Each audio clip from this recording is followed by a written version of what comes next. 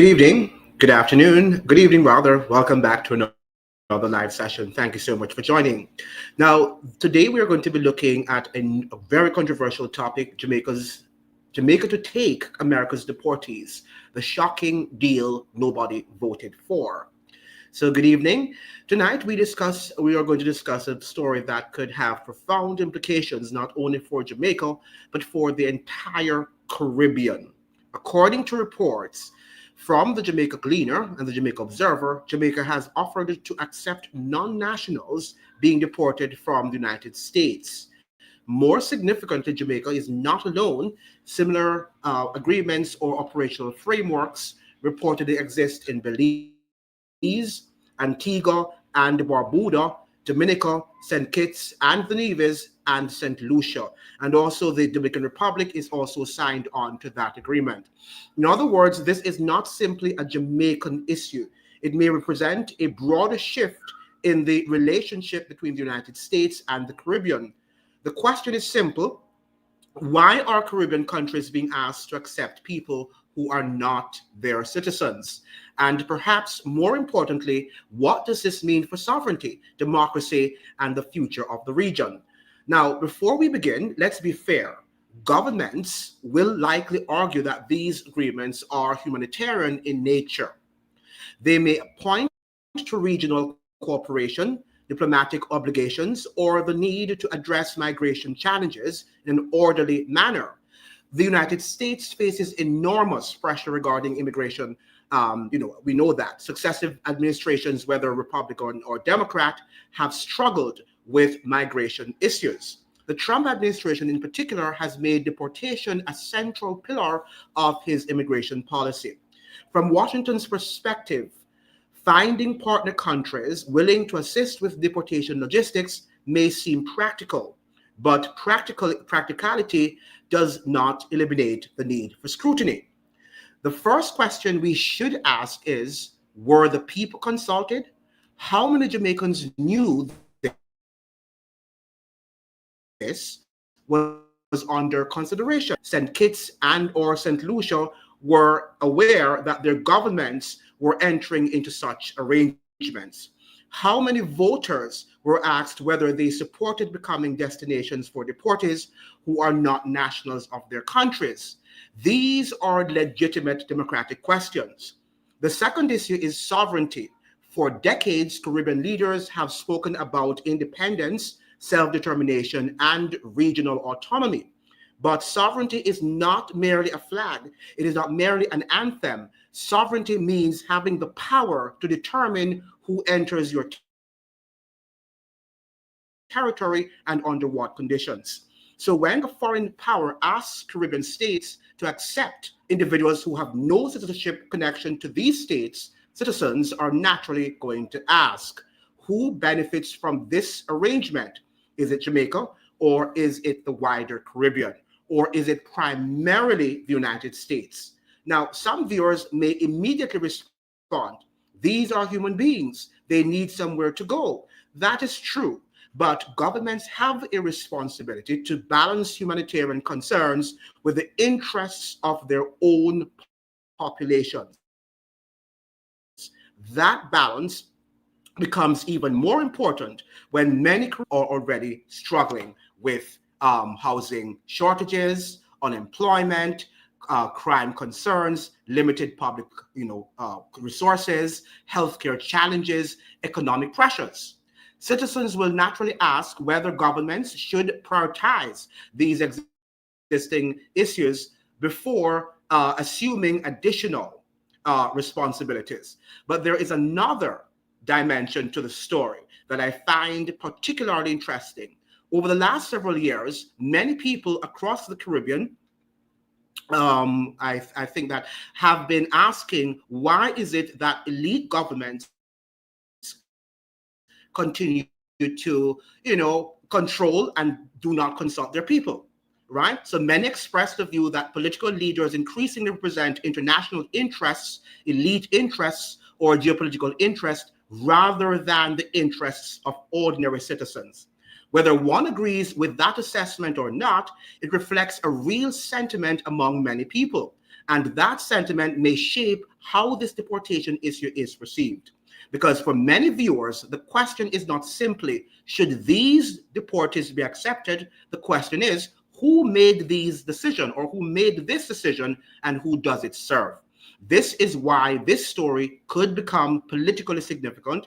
It touches on migration, it touches on sovereignty, it touches on democracy, but above all, it touches on trust. Trust between voters and elected officials, trust that decisions affecting the future of the country are being made in the national interest. Now, let's consider the regional implications. If Jamaica, Belize, Antigua and Barbuda, Dominica, St. Kitts and Nevis, and St. Lucia all become part of a broader framework, are we witnessing the emergence of a new U.S. Caribbean migration arrangement? And we have to inquire and ask these very difficult questions. Could more CARICOM countries follow? Could this become a permanent feature of Caribbean foreign policy? And what precedent does this establish for the future? If countries accept non-national deportees today, what other responsibilities might be requested tomorrow?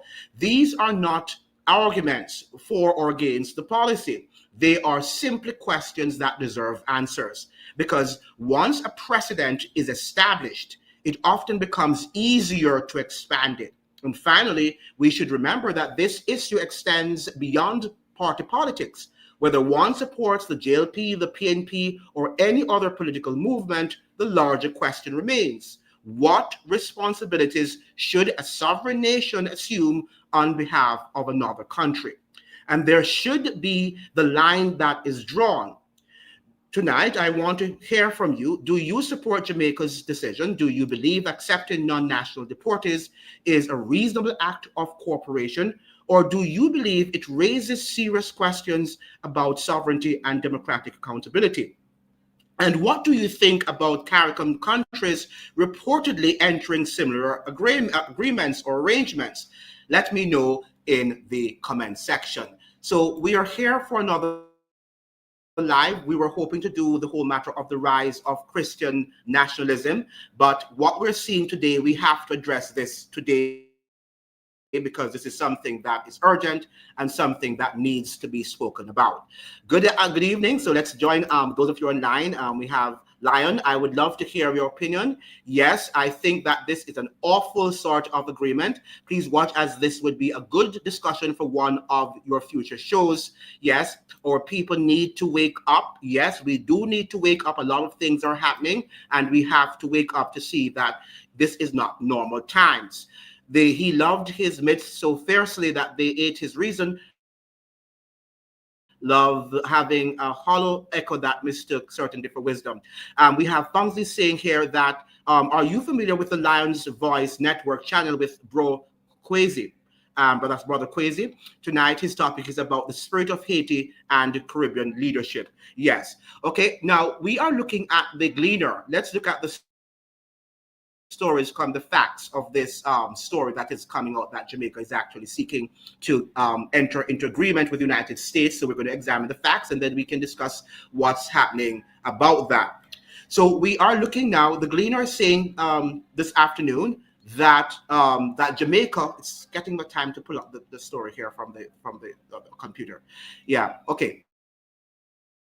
So yeah, they're saying that Jamaica, it has entered into an agreement with the Trump administration to accept third-party immigrants, right? Well, deportees, not immigrants well, they're immigrants too, but they're deportees to be specific. Deported deal, Jamaica offers to accept non-nationals being booted from the U.S. Now, here are the facts. It's saying Kingston and Washington are expected to begin talks on an agreement first pitched by a senior Jamaican government official that could see the island accepting up to 10,000 non-Jamaicans deported from the United States.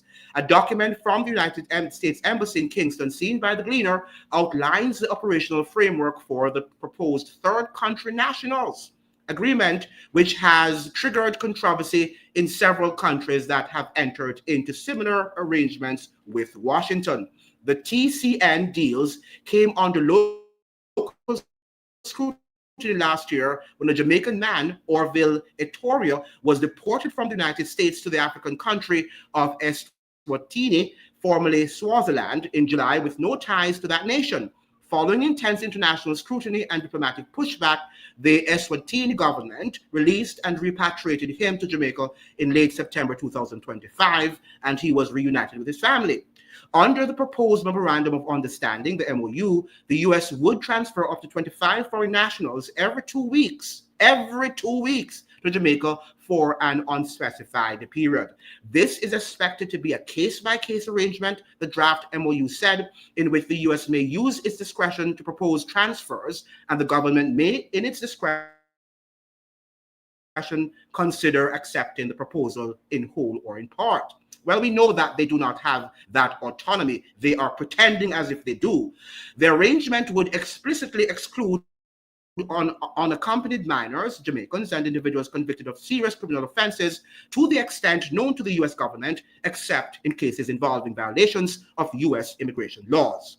Prior to any transfer, each proposed deportee's biographical, medical, and criminal documentation, to the extent available and permitted by law, is to be provided to the Dr. Andrew Holness-led government.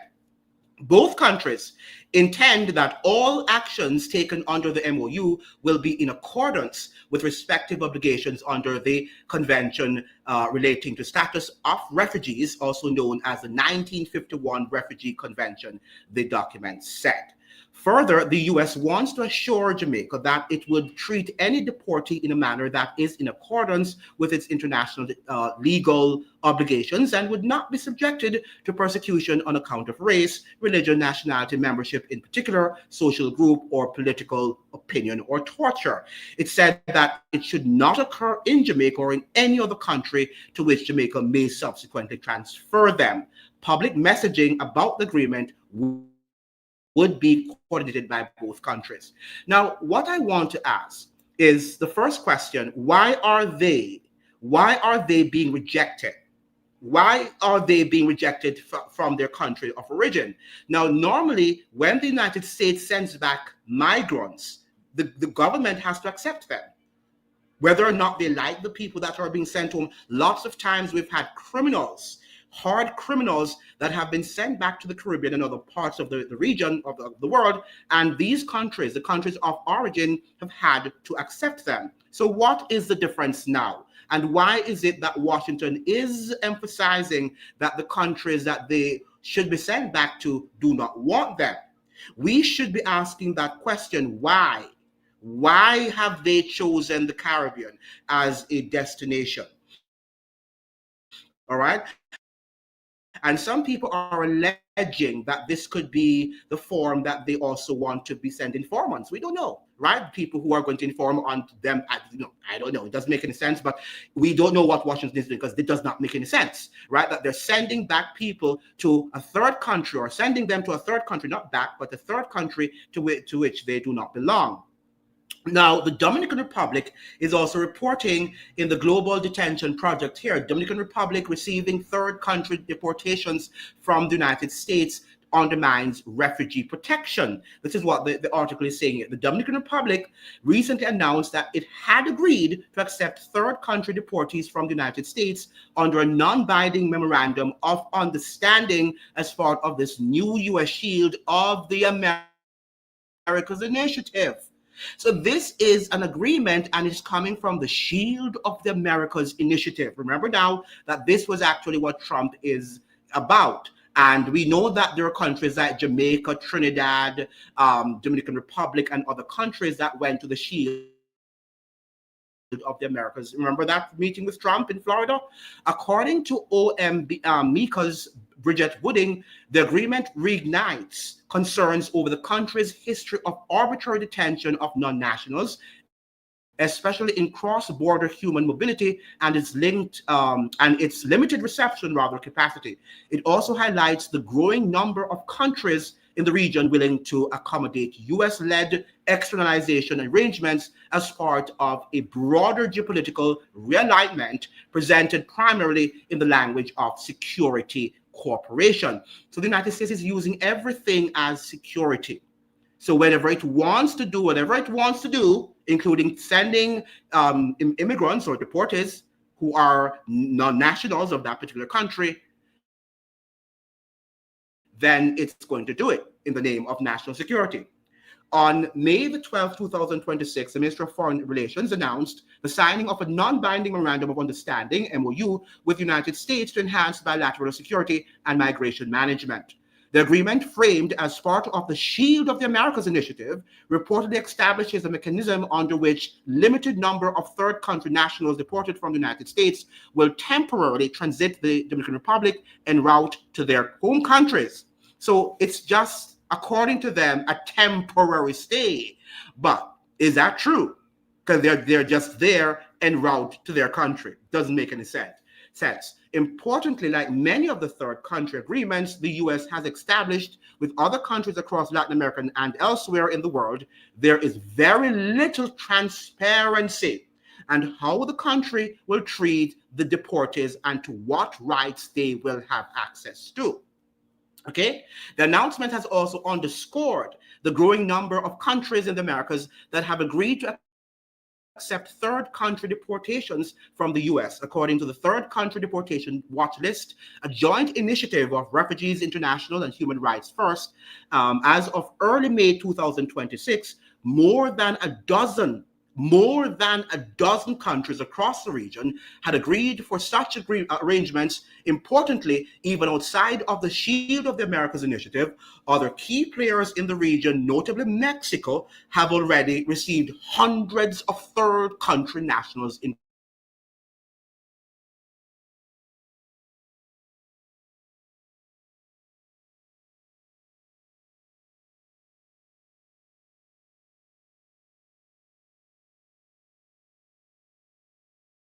number of third-party nationals. Notably, the agreement excludes, listen to this, notably, the agreement excludes Haitian nationals, unaccompanied minors, and individuals with criminal records.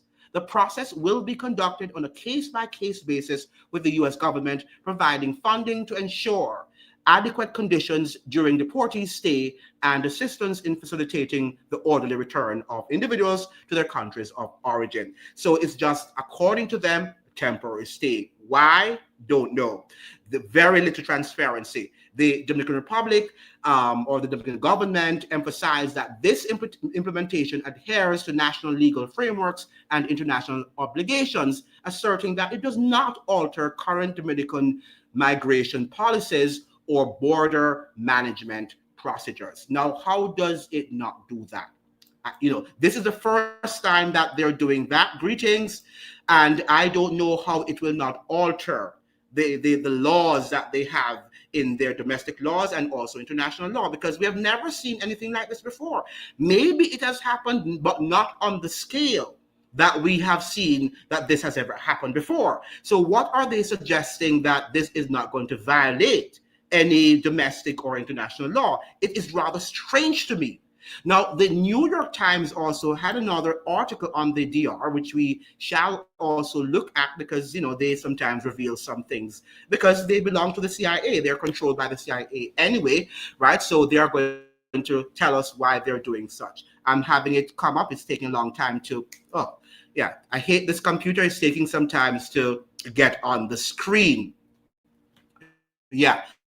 So why do you think, while it's getting on the screen, let us ask you some question. Why do you think that this is happening? Why do you think the United States is now sending deportees to third countries like the Caribbean? Remember now that they're saying that they can be sent to Jamaica. They're already activated to the Dominican Republic, to St. Kitts and the Nevis, Antigua, right? And a few other countries, Caribbean, Belize, a few other Caribbean countries were mentioned. Why? Let us begin now the chat and let us discuss, why do you think that this is being done at this moment? Now, I'm sure that Trinidad and Tobago will be a part of the list because they were a part of the meeting that was held in Florida with regard to the Shield of the Americas initiative. So I'm sure that very soon the Trinidadians and Tobagonians will also hear that they too are on the list, because they went. Well, I don't think Jamaica went. That was the same. I don't think Jamaica was invited to that meeting, but they're on the list. Why they agreed to take them should be the question. Well, according to them, it's according to the Shield of the Americas, which Trump is suggesting that they control the western part of the hemisphere. That's what Trump said, that he controls everything, all of the western hemisphere, he controls it, and he can do whatever he wants to do with us. So I guess from that perspective, they have no sort of choice but to accept what Trump has done. Let me see if I can change my my computer. Give me 1 minute. The internet is not working.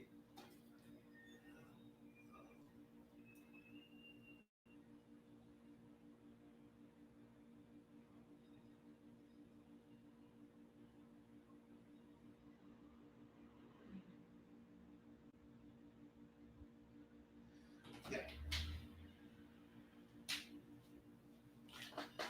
Yeah, I'm trying to change my internet. It's sort of wacky here.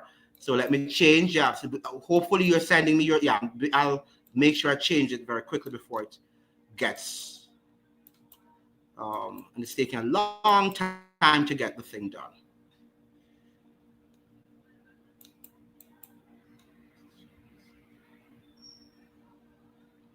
Yeah, so we're asking the question, why do you think that they're sending now? And some people are responding that, why are the governments accepting it? And we're suggesting that they're accepting it because they have no choice. Let me change my internet connection because it's not behaving well right now. So I have to change it, and it's taking a bit of time to come on the screen.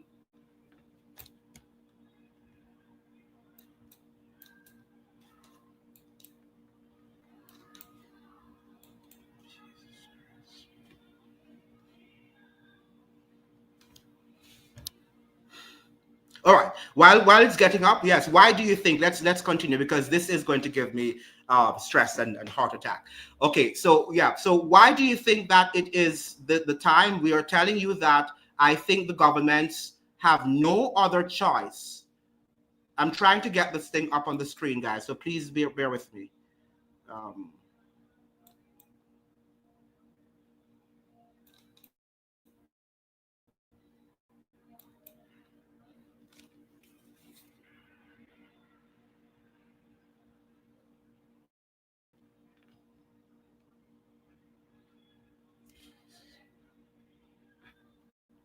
Always. Let me see. This is going to come up now.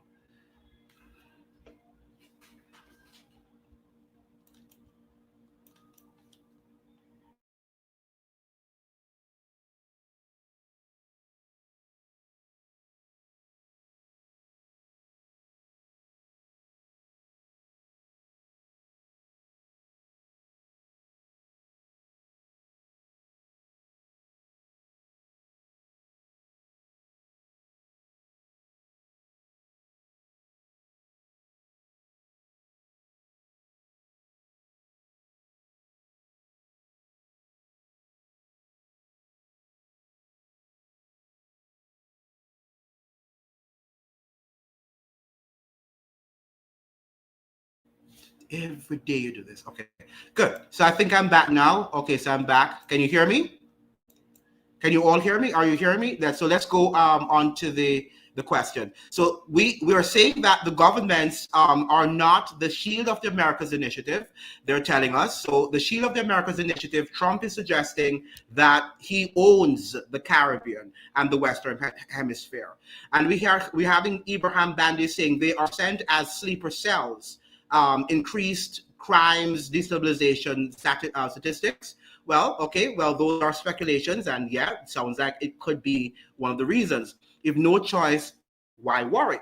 Now, if there's okay, you was slavery a choice? You didn't have any choice, right? During slavery. So if you are going to hear that slavery is coming here tomorrow, wouldn't you worry, even though you don't have a choice? Absolutely. So we have to worry, all right? We have to be not worry, but we have to be concerned, right? That is what we have to do. We have to be concerned. Now, the New York Times, let me see if I can get this article up here on the, please be patient. You think that things are going all whatever up here all the time, but things happen, technical difficulties do happen, and you just want things to be up and going. But let me see if I can get this article up here on the screen from the New York Times, and we can go to it and read it. It's taking some time to come up. I don't know why everything is being frozen on the screen right now, but that's what's happening. I don't know what's going on. Okay, I might have to close some of the windows here. It's really freezing up the screen. And yeah, let me see if I can get this off.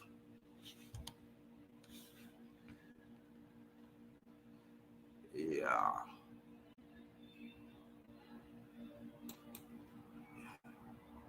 And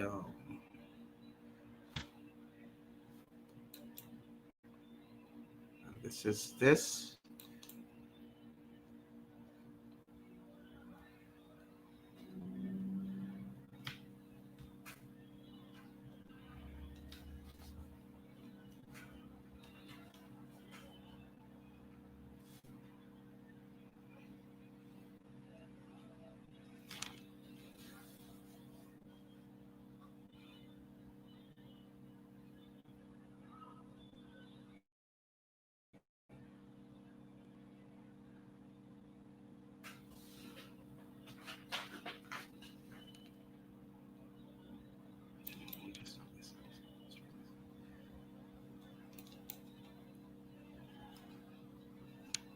Yeah, this is taking a long time to get to put down to close the screen. It's just frozen up.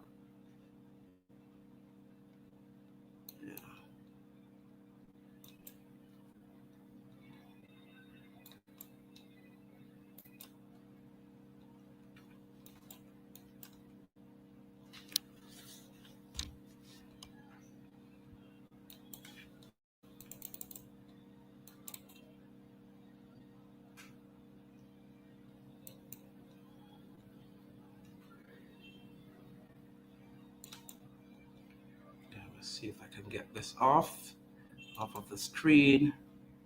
And this is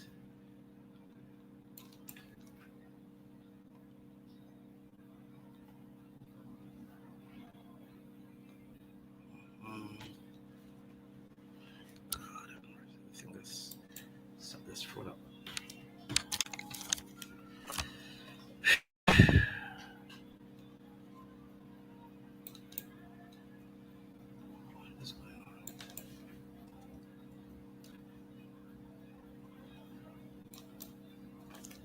Jesus. This is just freezing.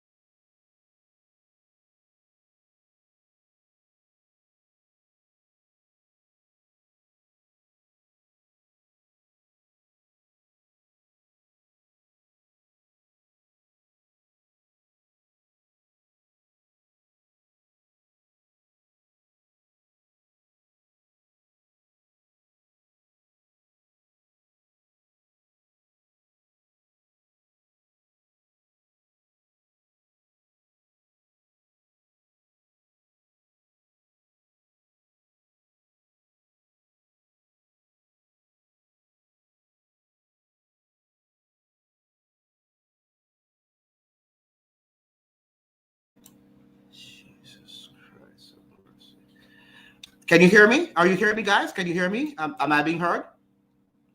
Am I being heard? Can you hear me? Let me know if you are hearing me well, people, because I was having here some technical difficulties. Am I being heard? Am I being heard? Somebody saying slavery was a normal in those times, but slavery can come back. Yeah. So the fact of the matter is that slavery is going to return to, right? Because when you, okay, good. Because when slavery, when you don't have autonomy, when you do not have self-determination, it means therefore that we are returning to the days of slavery. That is what is, we are on our way back to that. And that is why we have to be concerned, because if this is no longer a situation in which countries can reject, right, and they have a say in who comes into their countries, it means therefore that we are slaves. We are not free people, and that is why we have to be concerned.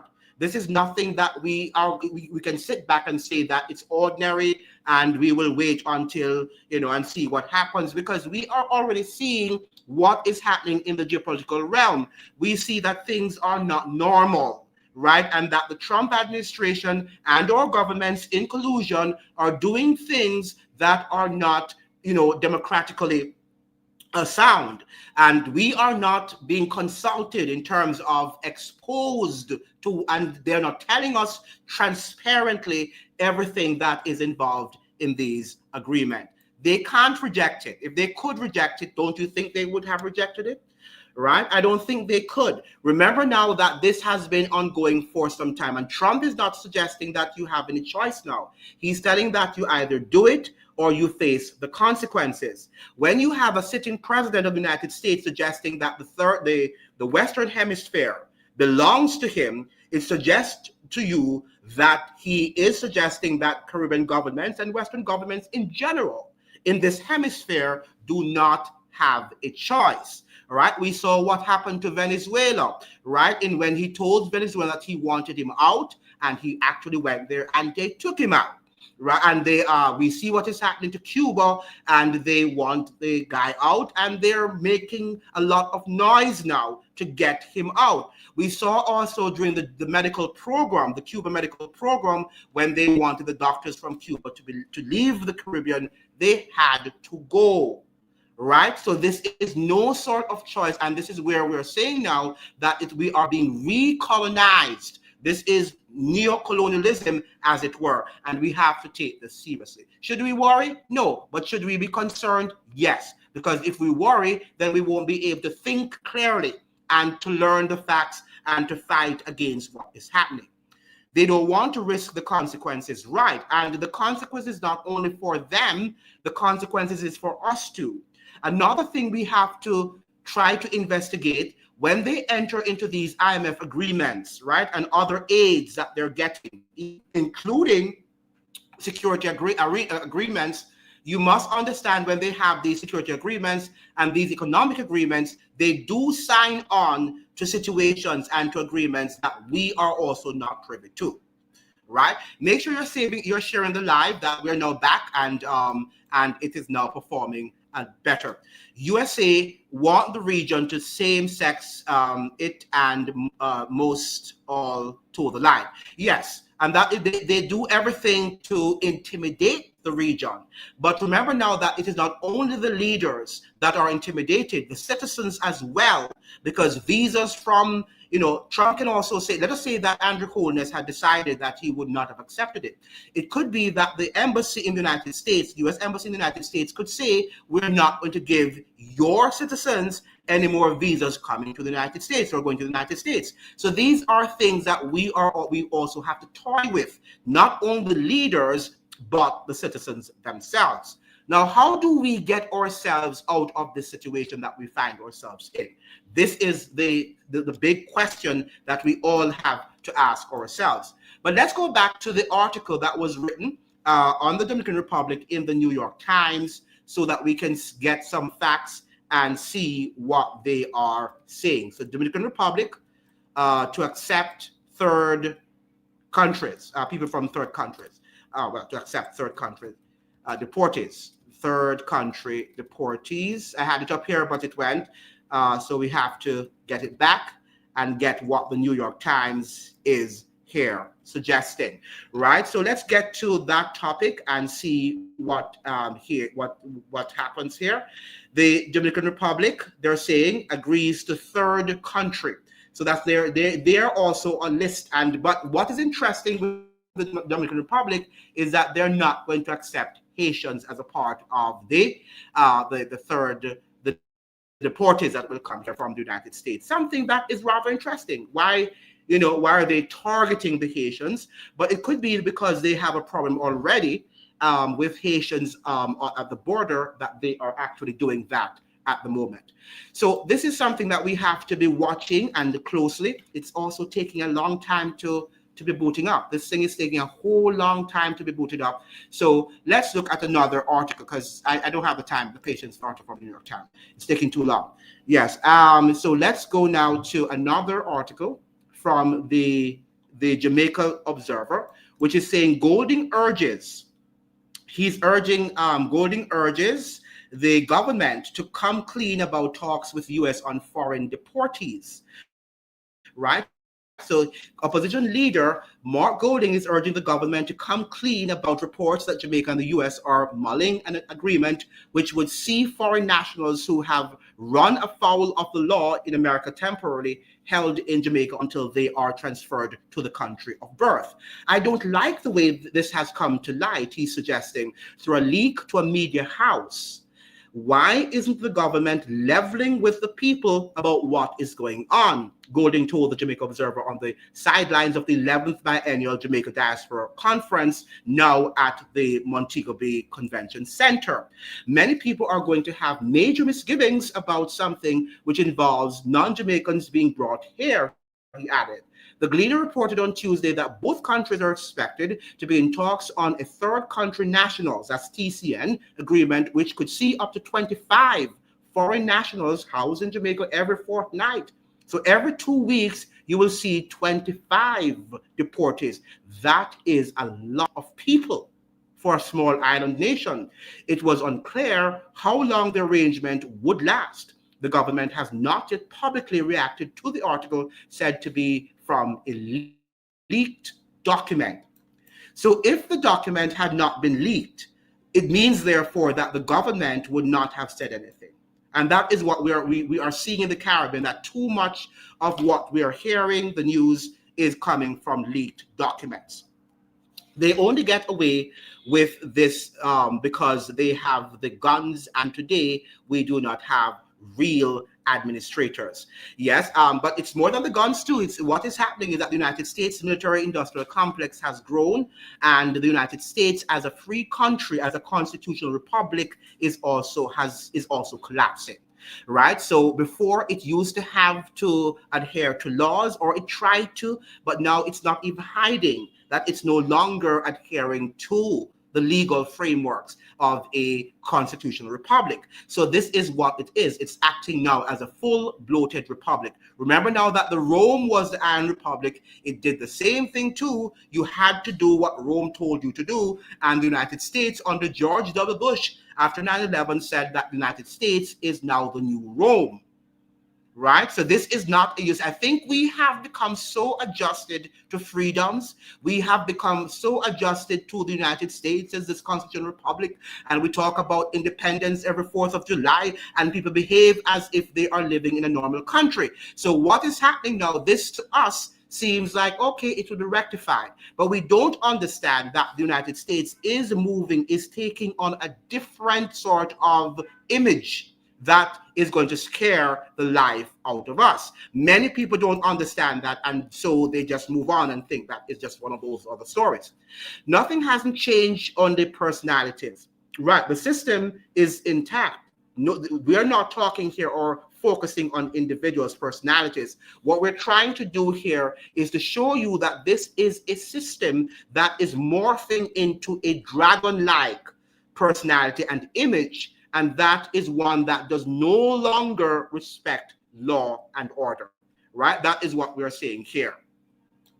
Stephen is saying, in my opinion, the Haitians are paying the price for free in themselves. Yeah, it's interesting that the Haitians will not be allowed any sort of status in the Dominican Republic under this agreement with the DR, right? That is something that is very, very interesting. And we have here, I think I saw Gleaner say it could be up to 10,000 people or dollars or people, right? They're saying that it is going to be 25 people for a fortnight, right? So per every 2 weeks, 25 people will be actually sent to Jamaica, right? I don't know. Are you saying that $10,000 per immigrant, per deportee? How much money is the PM receiving for these deportees? I think I've seen something about $10,000. I don't know if it's $10,000 per deportee, all right, or it's the entire 25 people that will be there per every 2 weeks. But that is a very interesting question and important question for us to ask. What benefit, what economic benefit is it going to proffer to Jamaica and the Caribbean at large? Remember now that this is not only Jamaica, it's Jamaica, Dominican Republic, Belize, Antigua and Barbuda, and some other Caribbean countries. So eventually it's going to spread across the region, right? Because once you have a number of CARICOM countries involved in the process, it means therefore that it is going to become what is going to be considered the norm, right? For Trump to deport any third country, anybody, any deportee from another country to your country. The question is, where do we house them? Where do we put these people? Where are they going to go? Right? Already we don't have space for the prisoners there, right? Are they going to be going on the streets? Or are they going to be living amongst the people as free citizens? Or will they be housed somewhere? People need to ask that question. And who is going to pay for their housing and jobs that they might need? How long are they going to stay? They say it's temporary and they will be en route to their country, but how long are they going to stay, and which country is going to foot the expense? These are questions that we have to ask the government, which I'm sure they're not going to tell us. Okay, that is punishment. The leaders selling as we can handle it. Right, they're saying that we can handle it, but we can't handle it, and that is for sure. This is what I'm talking about. Those so-called leaders can't stand on their 2 feet. They can't say no because they are compromised. Absolutely, they are in fact compromised, and that is what it is. That we don't know because they're never going to tell us how much they're giving the politicians, how much they have been bribed. But let us say that they're going to spend 10,000, for the deportees, for each deportee, but they won't tell you how much they are giving the politicians themselves, and this is the problem. The USA is at the Marie. Good evening. Good night. The USA is attempting to force Antigua, right, to accept 120 deportees per year. And that is not because they're saying that Jamaica will be getting 25 per fortnight every 2 weeks. So if you add that up, somebody can do the math for me. If you're getting 25 per fortnight, how much is that going to wind up being at the end of the year, right? So yes, it seems that could be the case, that people will be getting around that number, maybe 120 or more every if that is 25 per fortnight. 25 people every 2 weeks until it hits 10,000 people, from what I read from the Gleaner. Wow, that would be interesting. That would be interesting. And who to tell that they might not increase it as it goes, right? That is something that we need to hear. Listen to how Brown spoke on it. Did he speak on it recently? Did Brown speak on it recently? Did he address it recently? Or is it that something that was done some time ago? The Gleaner reported on Tuesday that both countries are expected to begin talks on a third country nationals agreement, which could see up to 25 foreign nationals housed in Jamaica every fortnight. It was unclear how long the arrangement would last. This is what the Jamaica Observer is saying. The government has not yet publicly reacted to the article, said to be from a leaked source. Golding is urging them to provide clarity. What are the benefits, he's asking. We don't know. Nothing has been made clear, and it's going to be a major issue. This is not going to be just a minor issue. This is going to be a major issue. This could uproot the country as we know it that we're living in. Because who are these people, right? And what are their, what's their history? I hope the government will come out quickly and explain exactly what they are doing so we can understand what it is and we can then comment on it from the point of view of having some knowledge of what's going on, he told the Jamaica Observer. I know that other countries in the region have felt compelled to enter into these types of arrangements. We don't know what's happening behind the scenes. At least he's saying as opposition, we don't know what's happening behind the scenes, what pressures are being brought to bear on, and so on, the opposition leader said. He stopped short of taking a position on the issue, however, saying that he and the people of Jamaica need more information on the government's plan. Now, will we get more information? No. Right? And if we do get some more information, they are going to lie. Right? That is what they do. They lie on matters as these. And then we see strange things happening. People begin to ask questions. Why are these things happening? And then they begin to fumble, right? And say that, oh, it's happening because of X, Y, or Z. Okay? So this is the sort of Caribbean that we are looking at and that we are seeing unraveling in our eyes. And we have to pay attention. We've got to put pressure on the government and ask them why, how, and where. How are these people going to survive in our country? Who is going to pay the $10,000 or whatever if that's what they're sending? I don't know how much money they're sending will not be able to take care of these people, right? Or the hospitals, maybe schooling, housing. We are under strain. Why now when the Caribbean is not doing well, right? When in Trinidad, they're talking about many Trinidadians, 32% of Trinidadians are not able to eat nutritious food, right? And I'm sure the same thing is happening in Jamaica, right? Where people are complaining every day about food prices. They can't eat. They can't eat basic items. Why now? When we are in a very, very economically, difficult time. We're facing serious and difficult economic times. Pedro Jamati is saying, you remember how some leaders spoke of giving up their U.S. visa. Watch them accepting third countries deportees with this. Right, they always say that until, as you're saying, their visas are threatened, and then they begin to change their position. Right? But what we're saying here is that we too, citizens, have to be able to stand up, and even if we can't go to the United States, we say no. But many of us too, we are like our leaders, our leaders come from us. We are so hungry to go there too that we want our visas, and we don't want the government to do anything that will endanger us getting visas to go to the United States. So we also behave the same way, right? So let us say that Andrew Holness had taken a principled action, and the U.S. government says that, Jamaicans will be denied visas, or maybe decide to deport Jamaicans living in the United States, because he's moving very strangely now, right? And he can use, the legal system to concoct false narratives against different nationalities and ethnic groups. Ibrahim Bandi saying, I think you should look into the Project Destiny. I mentioned it here a couple of weeks ago while Mr. Pereira was here, right? A tech billionaire and group of his rich friends want to create a state in a state.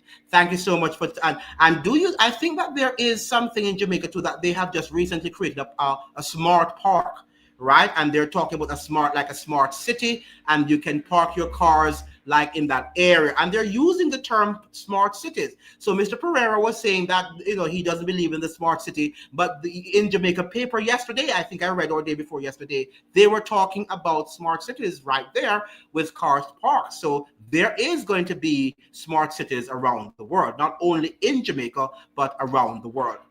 You're rambling. If they had no choice, what do you expect? Come on, you're talking about. So what do you expect? You tell me, what do you expect? Is that the simple sort of thing? So you just sit down and say, what do you expect? We have to come up now and ask ourselves, we are here now to discuss this matter intelligently and ask ourselves what can be done, and to also enlighten us in terms of not worrying, and what are the solutions to the crisis that we face now, and that we might need to stand up. That's why we're here. We might need to stand up and tell our prime ministers that we do not want this sort of policy to be implemented in the region. Little Red Corvette, Prince A Corvette, is a small, fast, and versatile warship, traditionally the smallest class of rated naval vessel used for coastal patrol, escort, and combat operatives. And how is that connected to what we're discussing now, Fancy? I think it is connected to all of this, that this is going on. Up to 10,000 families could possibly live in the state. Right. Good point. And this is what we want to do now. Very good connection. The 10,000 people that they're sending, this could be the fact that they want to create the smart cities. Right? It could be.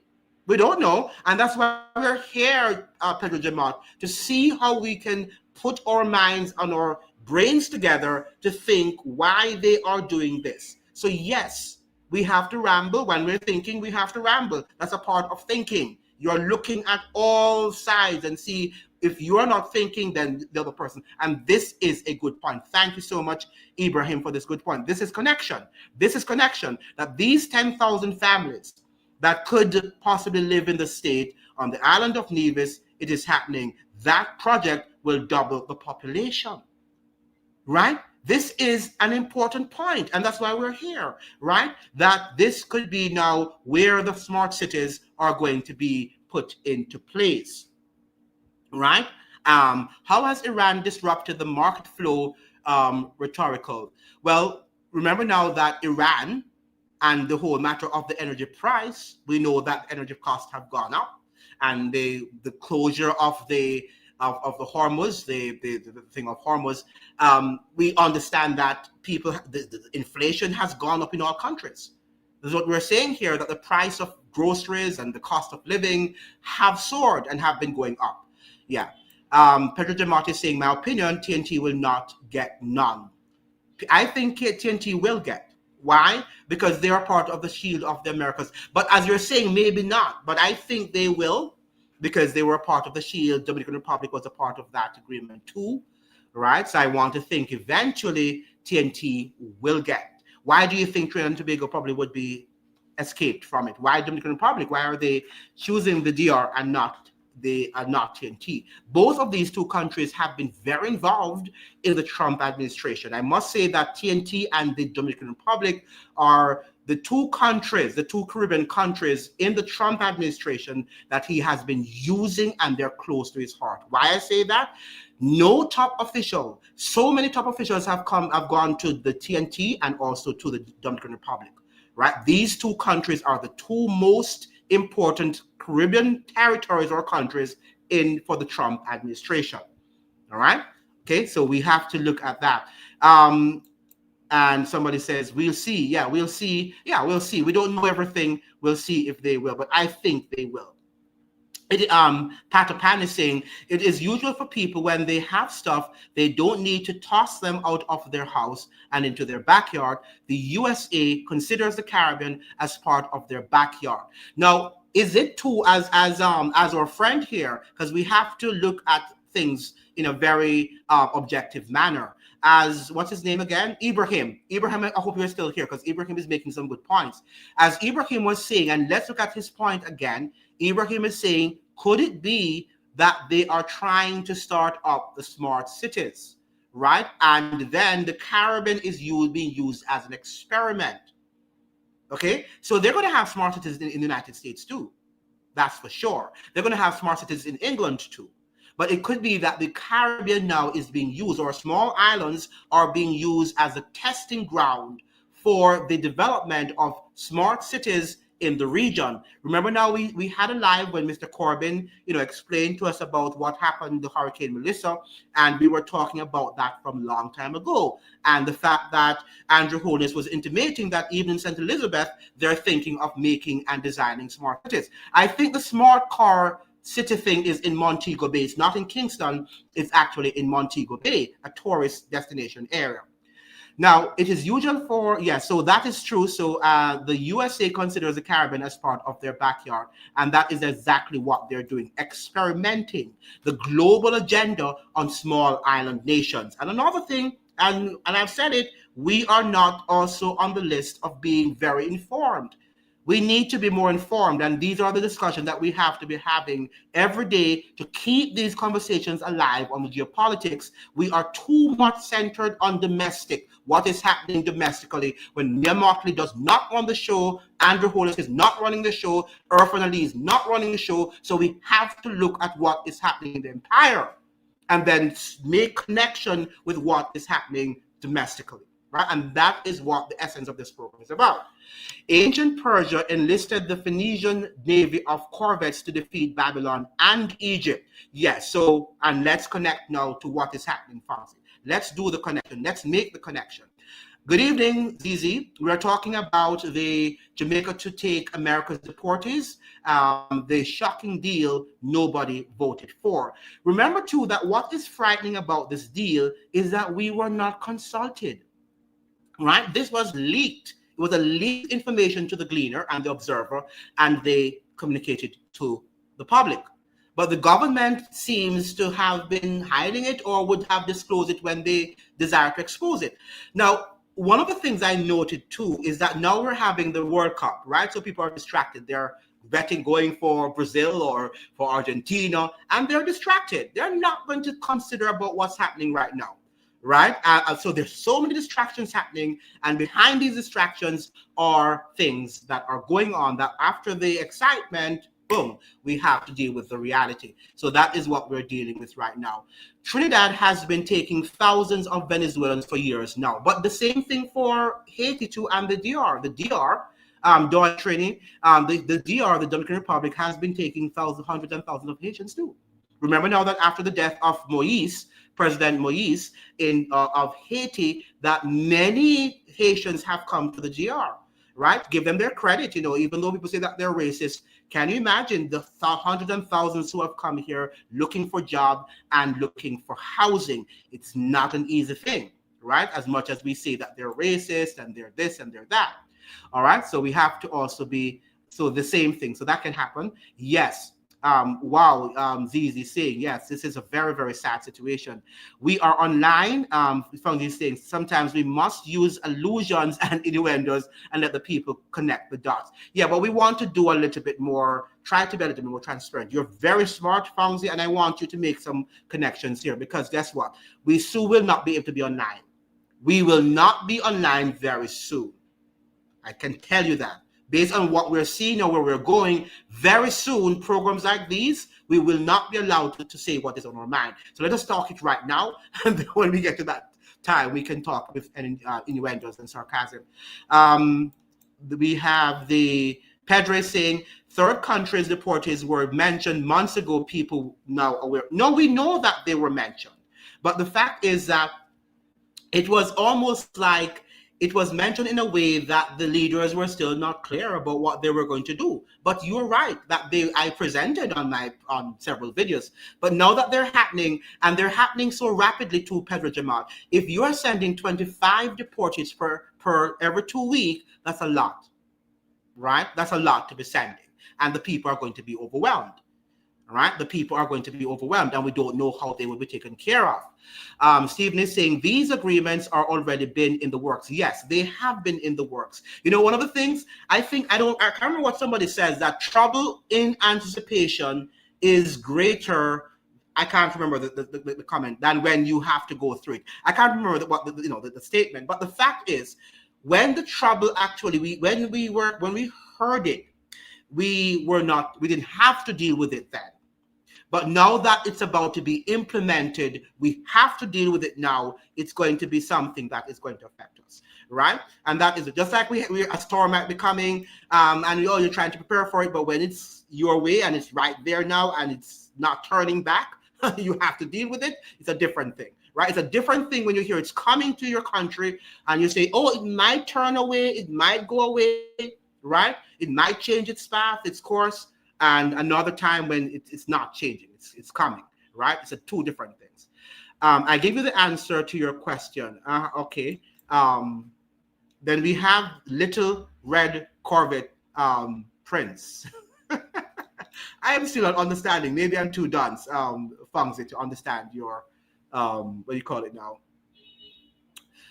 They are already starting to ban 16-year-olds from social media. Yes. What do we think about that? What do you think about the banning of these people, young people, from social media? The government doing it. Do you think that they are actually overstepping the jobs that parents should be doing, or do you think it's a very good idea to do it? Let me hear from you, because that's a very good point you've raised, Stephen. Could be for another life too, but our government, Z is saying, our governments are guilty of practicing explicit deceit of their Caribbean citizens. This hidden agenda of cooperation is not new and shows the more things change, the more they remain the same. And remember now that what we're reading from the Gleaner and the Observer from the newspapers are not yet concrete. It could be much more even dangerous, right? It could be worse, right, than we are saying.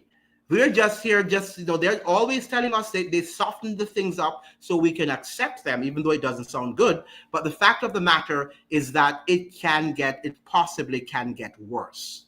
Make sure you're sharing the live. Remember now that the algorithm does not share lives. It has decided not to share the lives in recent times. So you are the ones who have to, I rely on, to like the live and share it so that more people can join the live. It's decided to set the live at a certain number and will not move it.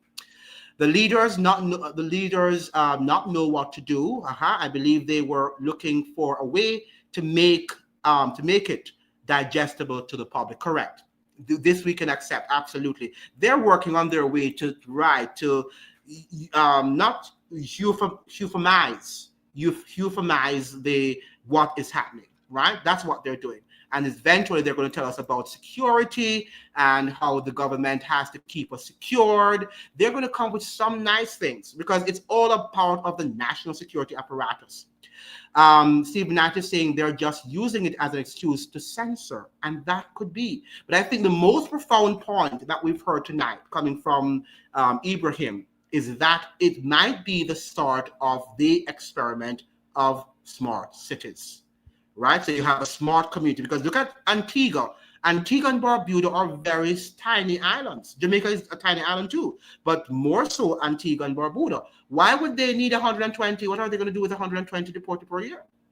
What is a small island nation as Antigua and Barbuda? It's tiny nations going to do with 120 deportees, and temporarily. Why are you saying temporarily? For what? Why are they even there temporarily?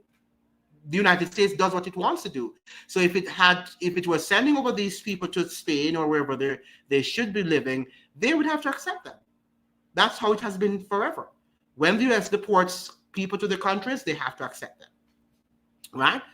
They have no other choice. So why now they're telling us that, because the other countries, their countries of origins might have rejected them? That is bizarre. That's a lie. Chris is saying Canada just introduced a social media ban bill. Yes, I read about that too. I think it's also in Trinidad, right? It is garbage. To keep teens off social media, they will require various kinds of ID, including digital ID, from everyone that's not a teen, to keep teens off. So you're saying that if you're a parent, or that's what you're saying, that you would have to, as a parent, give them your social media ID for them to have that, to keep them off, or the children would have to give their social media ID. Wow, that is something that, do you see how they're very conniving? Do you see how they're subtle with, implementing their agenda, that it seems good? So they will appear as if they're trying to protect the society, right? Because we do know that children should need some sort of protection from the social media spaces. That's for sure, right? It's not something that we can argue about or argue with. However, the way in which they're going about it is what we have to argue with. right? And that's what I'm saying. They can come, and that's why they deceive us, because they come with these wonderful things and ideas, which is true. Some of what they're talking about are true, we must admit, but it's the ways how they're going about it. I disagree. The Corvette is the most profound comment of tonight's stream. What is the Corvette? Can you explain that? What is the Corvette? What is a Corvette?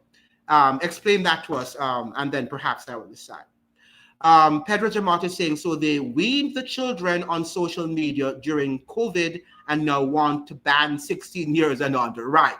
And not only that, some of the things that they're doing to our children, even some of the lots of people have been saying, in America, for example, and I'm sure it's in Canada, that this online and the thing of their being online and having some of the softwares that they're using, they can surveil them. Parents don't understand that a lot of the whatever gadgets and software that they're using at school, when they go home, the teachers can surveil them. They come with surveillance sort of software, right? And parents have to be aware of these things. And that's why I'm saying, if we come together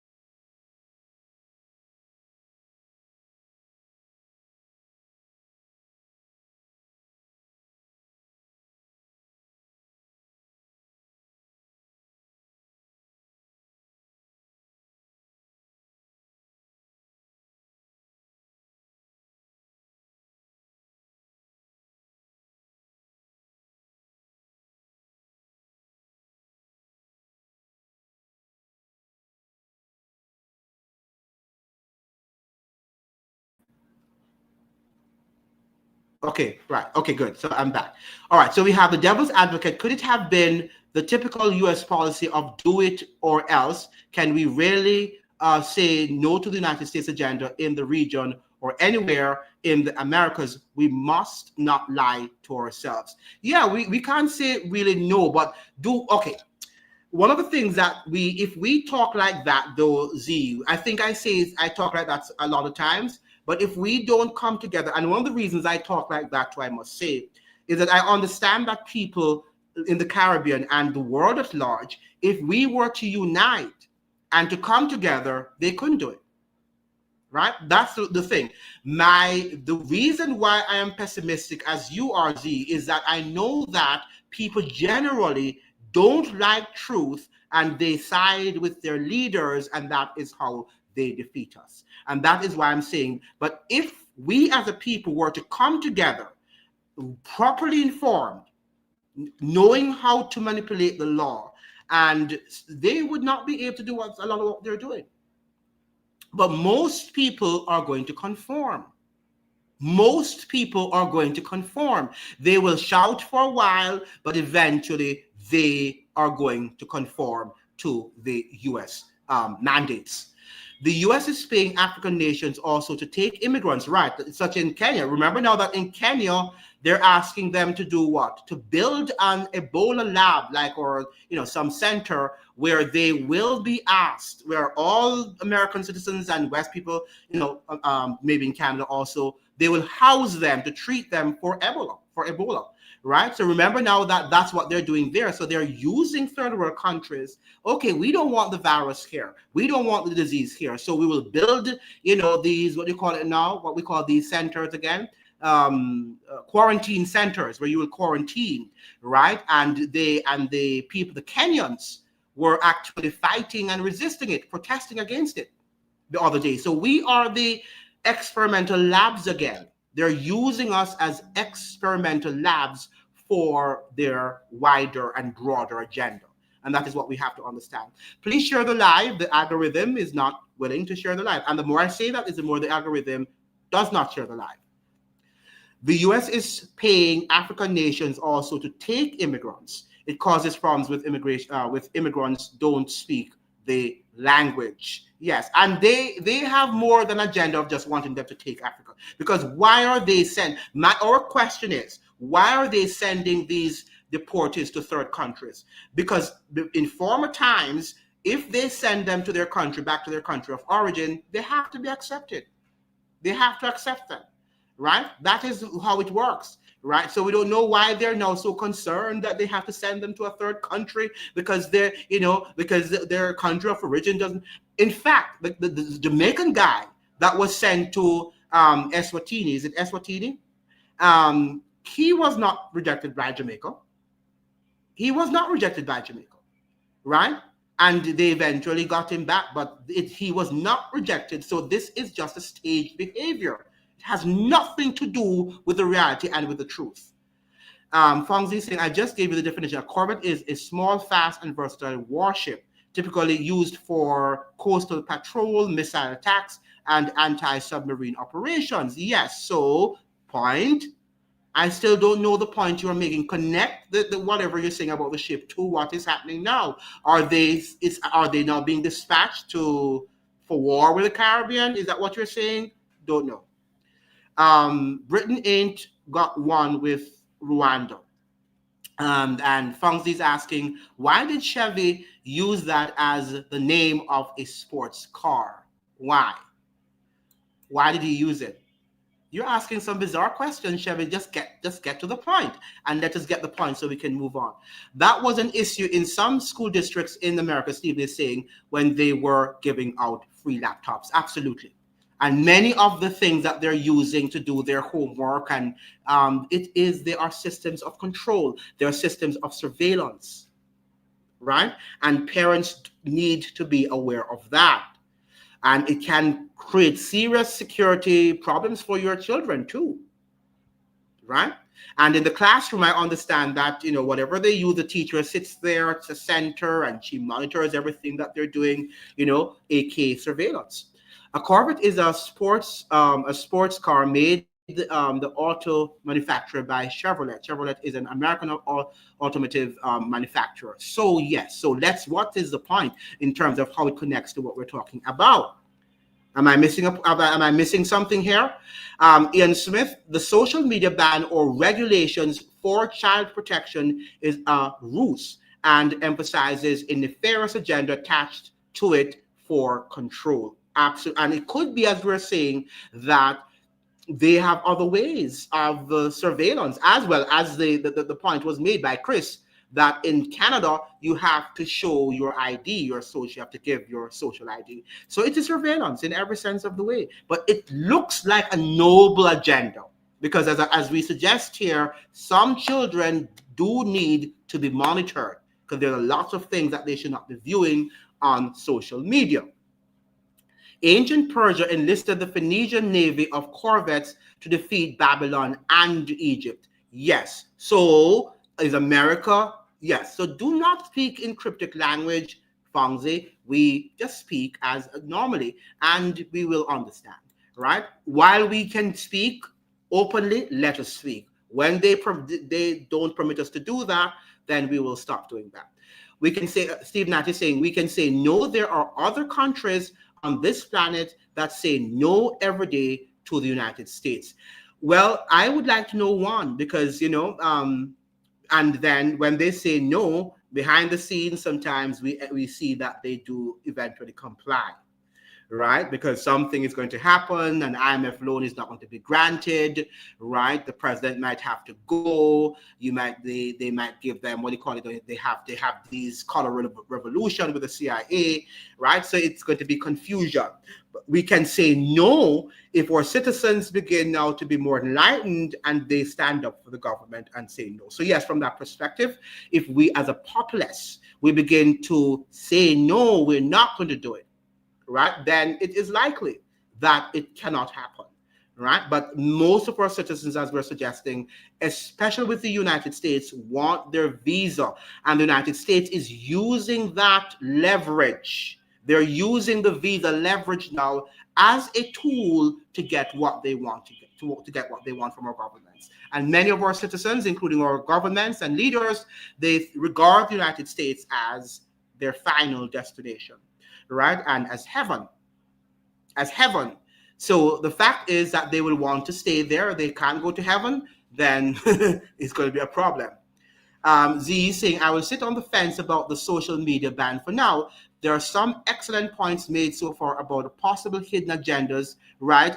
So far about possible hidden agendas in all the greater good talk. Yes. No, one of the things is that we don't want to be speculative.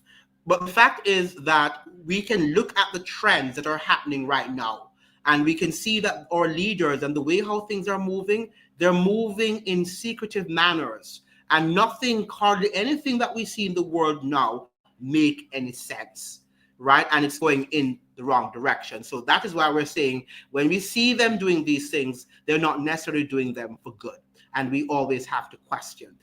But from a surface level, it looks good. It looks noble. But yes, I agree with you, Z. We have to look back and just be quizzical and, and just see what's going on, how things develop. Chris is saying all of us as adults would have to provide ID of various types and facial recognition to provide to the government, social media companies to prove that we are not teens. Wow. Wow. Did you hear what he's saying? So what they're going to do is to scan our faces. That is exactly what they're going to do. So if you talk about the biometric industry, they're going to scan our faces, and that is what they are going to do. Thank you for this. This is good. Yeah, to provide the government, social media companies to prove that we are not teens so we can use the platforms.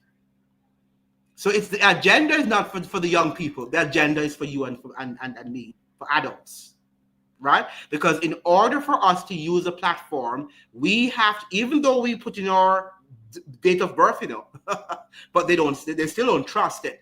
So you have to therefore go along with the system, and I can tell you they're going to have biometric ID identification, and that is how you are going to be surveilled.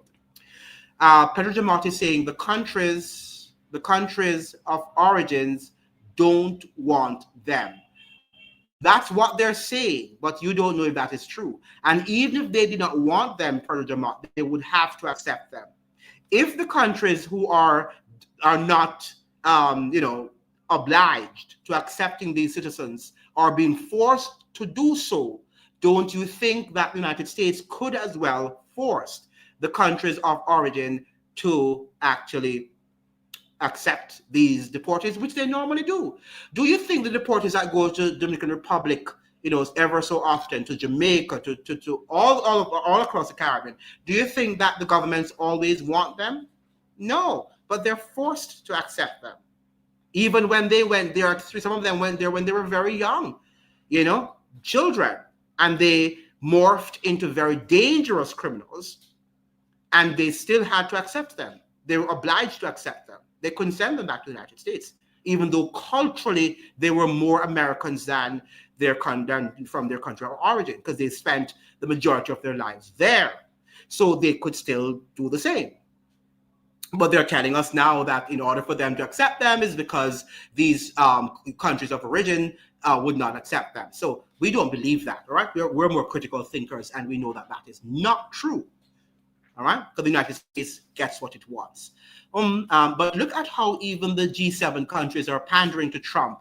We can say no, of course. I'm sure Venezuelans said no, right? But Chavez was still stolen. And that's the point. You're right. We can't argue with that. But, I think, though, even though we've seen that, if we come together as a whole, we still have to fight to death, right? That we're not going to allow them. We're going to fight to the end.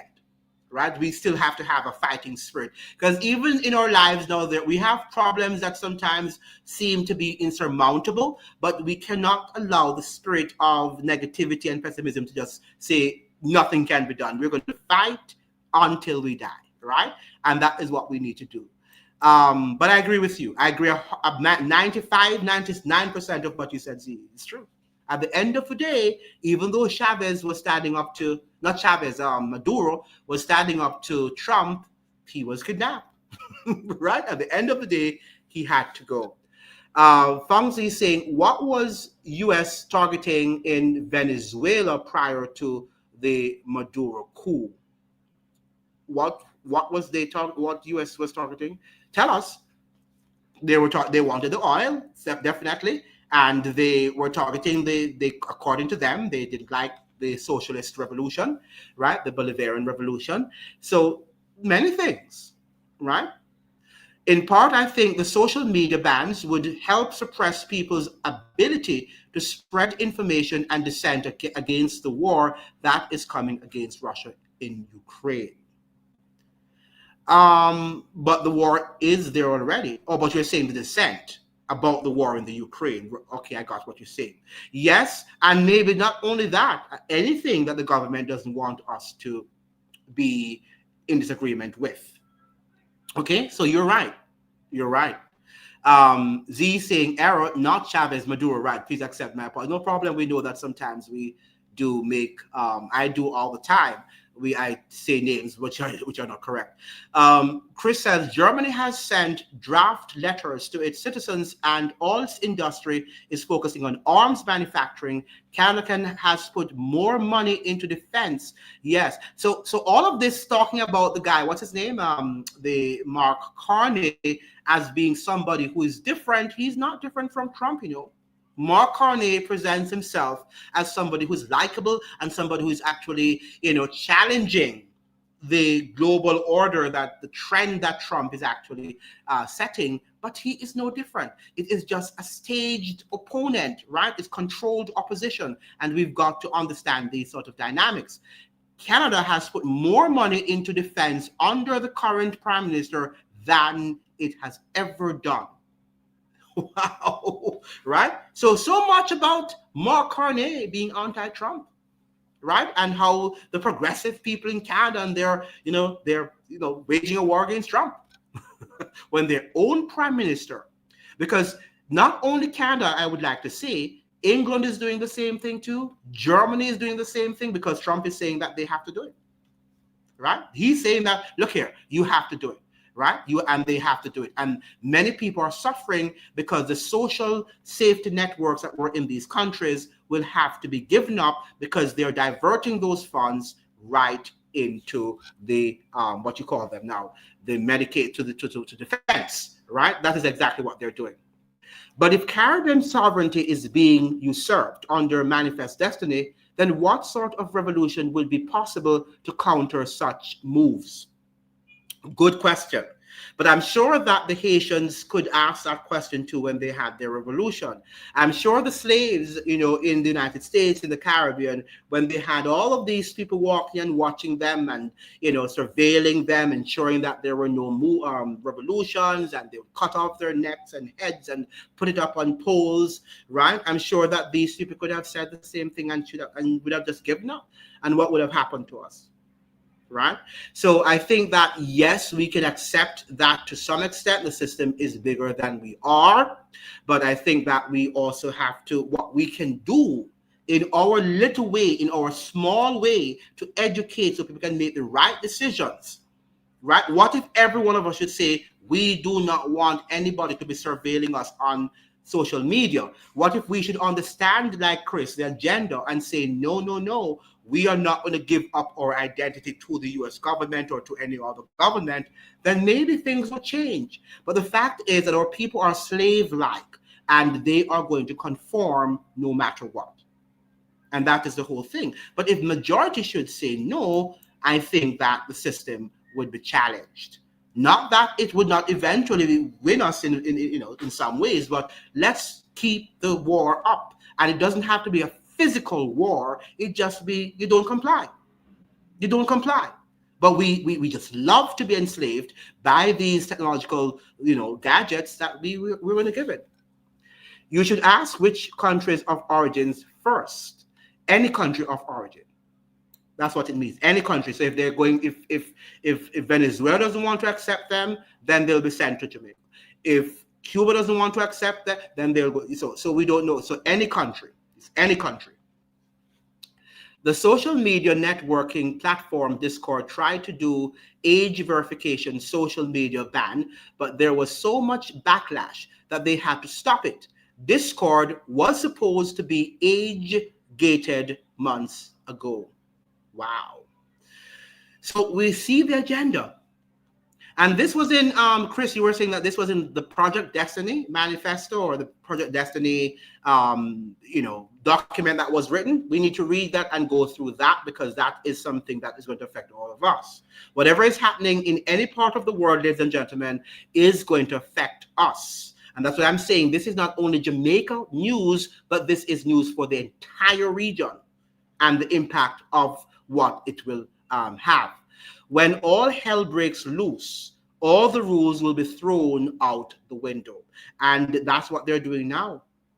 They're slowly throwing all the rules. That is what Trump is doing. He's upending all rules-based system, right? That is what he's doing at the moment. So some rules have already gone out of the window in terms of, look at the deported situation. When that is activated, that is not legal. All right, it's not a legal thing that they're doing, but that's what's going to become the norm. They were bombing small boats, right? They were actually bombing small boats. Yes, they were. And we said nothing, right? And that's why we were watching that. And then they are intensifying what they do. I watched Stephen is saying that today, and he should be embarrassed to even show up at the summit. Yes, very sad, very sad. The U.S. was trying to crush Venezuela's socialist system that would not allow the U.S. to privatize and take Venezuela's natural resources. And that's what we did that last night, Chris. Sorry you weren't on the program because that was what we discussed last night, that the United States is suggesting now that it has all now people on deck to privatize everything in Venezuela and to defeat the entire Bolivarian revolution started under Chavez. So yes, you are absolutely correct. Z saying exactly, host, the Prime Minister of Canada is a banker. And is what? A banker. Bankers are Trump's best friends. And in fact, they are best friends. People don't know that historically that they are really buddies. And Trump also, when Carney was going up for the premiership in Canada, Trump actually said that he wanted him to win. Right? He didn't even hide it. Trump says that, I want Carney to win. Even though they were apparently against, he was running on a ticket that he's anti-American and what America, well, not anti-American, but what they stood for, with regard to the whole matter of the tariffs and all of that stuff. But at the end of the day, right, documents reported that they have been long-standing friends, personal friends, not just business friends, but long-standing friends. For whatever it is worth for their friendship. Stephen Knight is saying, yeah, all of a sudden they all have a problem with Putin and Russia is the boogeyman. They always have to have a boogeyman. Remember now, the empire always have to create a boogeyman. That is how they are going to be able to control. Maybe one of the reasons they're also sending these people to our territories, in addition to, of course, the smart cities, is that they can also control. The United States can now control the very land on which we live. Okay? Because I can tell you the CIA is going to build its presence within these regions. Chris is saying, what I mean is Ukraine is losing the war and Western nations will get involved directly against Russia. I believe that too. Trump told all NATO members they have to raise their defense spending and they are doing it correct. Even though they are retaliating, as Chris is saying, they're doing it. They're doing it because they're vassal states of the United States. So you're right, Z, and you're right, all of you who are saying that essentially, and Pedro Jamat, eventually we have to do what they ask us to do.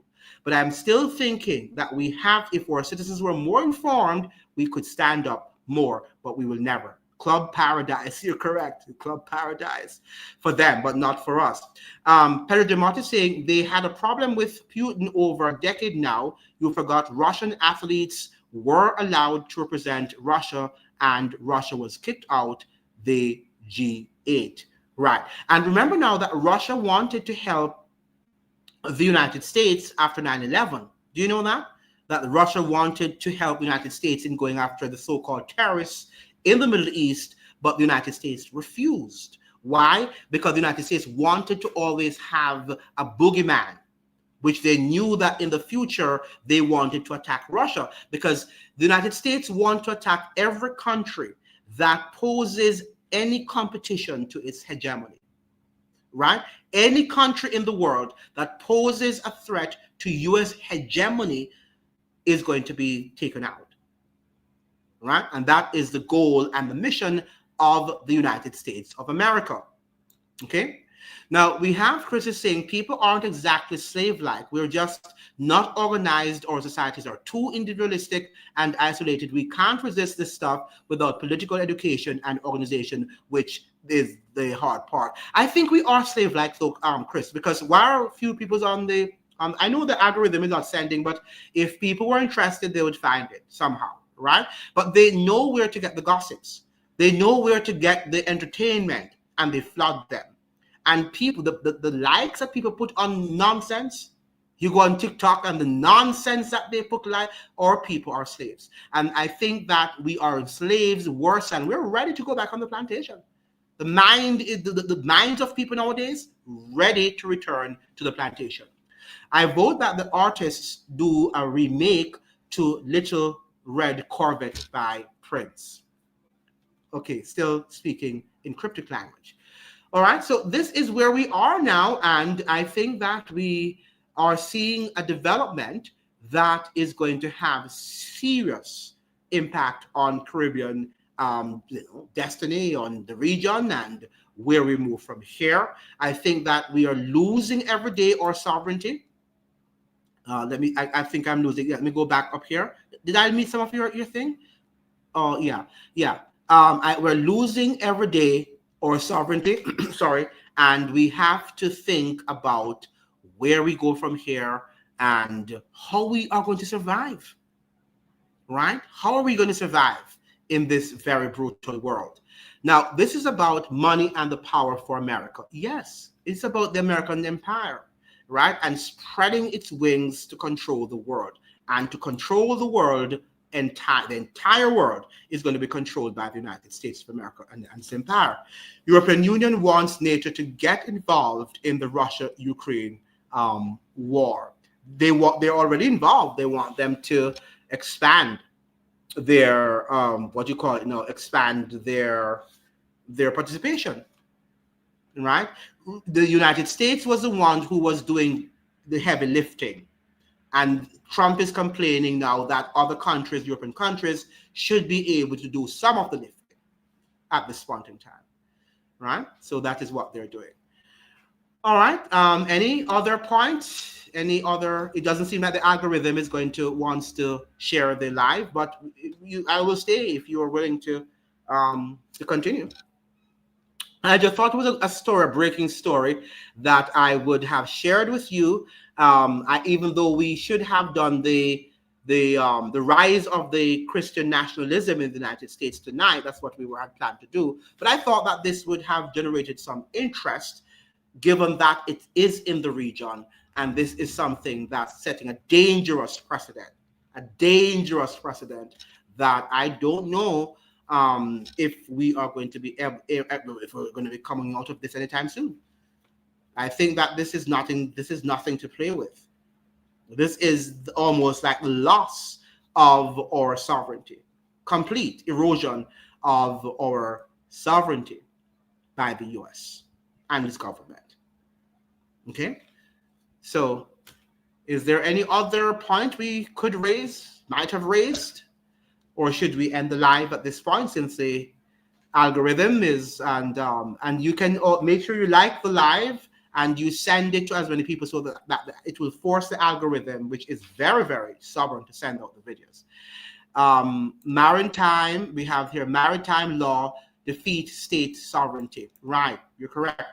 And Burkina Faso tool decisive steps in its popular defense strategy with citizens' military reserve, similar to what Venezuela did before the coup. Yes, and this is something that we could actually learn. And in fact, I'm trying to invite somebody from a St. Lucian scholar by the name of Kevin Edmonds, if he could come and talk about the situation of the militarization of the Caribbean. He has a lot of information on that, and he's done his PhD on the militarization of the Caribbean. And I think we need to talk more on that and from the experts, because our entire region is being militarized, and we can see it. It's in plain view, and we can't deny that that is happening. Z is saying CARICOM is more important now than at any time in history, but we do not have a unified right voice on the world stage. It is a known diplomatic fact that the Caribbean leaders had the secret meetings with U.S. representatives. Yes, and remember now that we don't know what was discussed at the Shield of the Americas. Remember now that what they're reporting, Z, is that this is as a result of the Shield of the Americas initiative. And you're right, because Marco Rubio met in St. Kitts there when they had the last CARICOM meeting, and we don't know what they discussed behind closed doors, right? And what the Shield of the Americas initiative is all about, right? Maybe they did sign some agreement with Rubio, the Secretary of State of the United States, that we are not aware of. Okay, so that is what is happening. CARICOM is a farce, never intended to be a union. You're correct, right? CARICOM has never been intended to be a union, right? It's always a farce, and I agree 100% with you. I agree 100% with you that CARICOM is a farce. It's not real. It's not real. CARICOM has never been real, right? And that is true. That is true. But we are CARICOM. How about that? What if we become CARICOM now? We have enough technology, right? And we can now begin to organize ourselves and begin to put pressure on our respective governments in different parts of the Caribbean region to do what is noble, what is right, and what is, what's ethical. All right. So I think that we should be the CARICOM, but we need to depend less on government now, because government is not here to actually protect our interests. They are here to protect the interests of the oligarch. And Mark Stephen is saying, and Mark also had a meeting at the Vatican. That meeting minutes was not disclosed. Oh, so Mark Carney had, they always, all of them are always going to the Vatican, whether it's the Muslims or the communists or everybody's going to the Vatican. the kings and the queens of Europe, the entertainers, right? Or even the entertainers, the footballers, everybody is meeting with the Pope. The Pope controls all of them, right? Amazing. Even sports personalities, musicians, rock singers are meeting with the Pope, right? A so-called religious leader. Z saying, host, in your opinion, why has CARICOM still not achieved genuine unity after 50 plus years? It's very difficult. I think that no country, even in Europe, look at the European Union, they weren't able to achieve any unity also, because they're different cultures, and people generally like to hold on to their nationalism. They do not want to get rid of coming together for anything, because somehow people are always suspicious that when they come together, they lose something. And I think that in the European Union, why did Great Britain come out? Because they thought that they lost something when they were in the European Union, so they got out of it.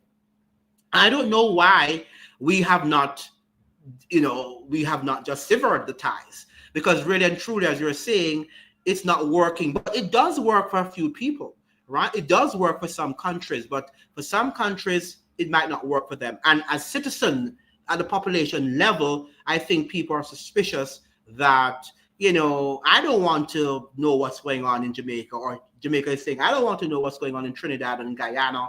I don't care, right? And that's another thing too we have to discuss in another meeting. We are not so much knowledgeable about ourselves, right? So the Trinidadian might be thinking about the United States and what's happening in Europe, the same thing for Jamaicans, probably the same thing for Vincentians or Grenadans. They're thinking about what is happening in these developed countries, because that's where they think that they probably want to live in, and they have a higher standard of living. So I think we don't respect ourselves, because we don't see ourselves as any powerful state. So we just don't care. And you cannot build a unified CARICOM if we are not knowledgeable about ourselves and what we do and our history and why we need to come together, right? That is something that we need to do. So I don't think we'll ever be united.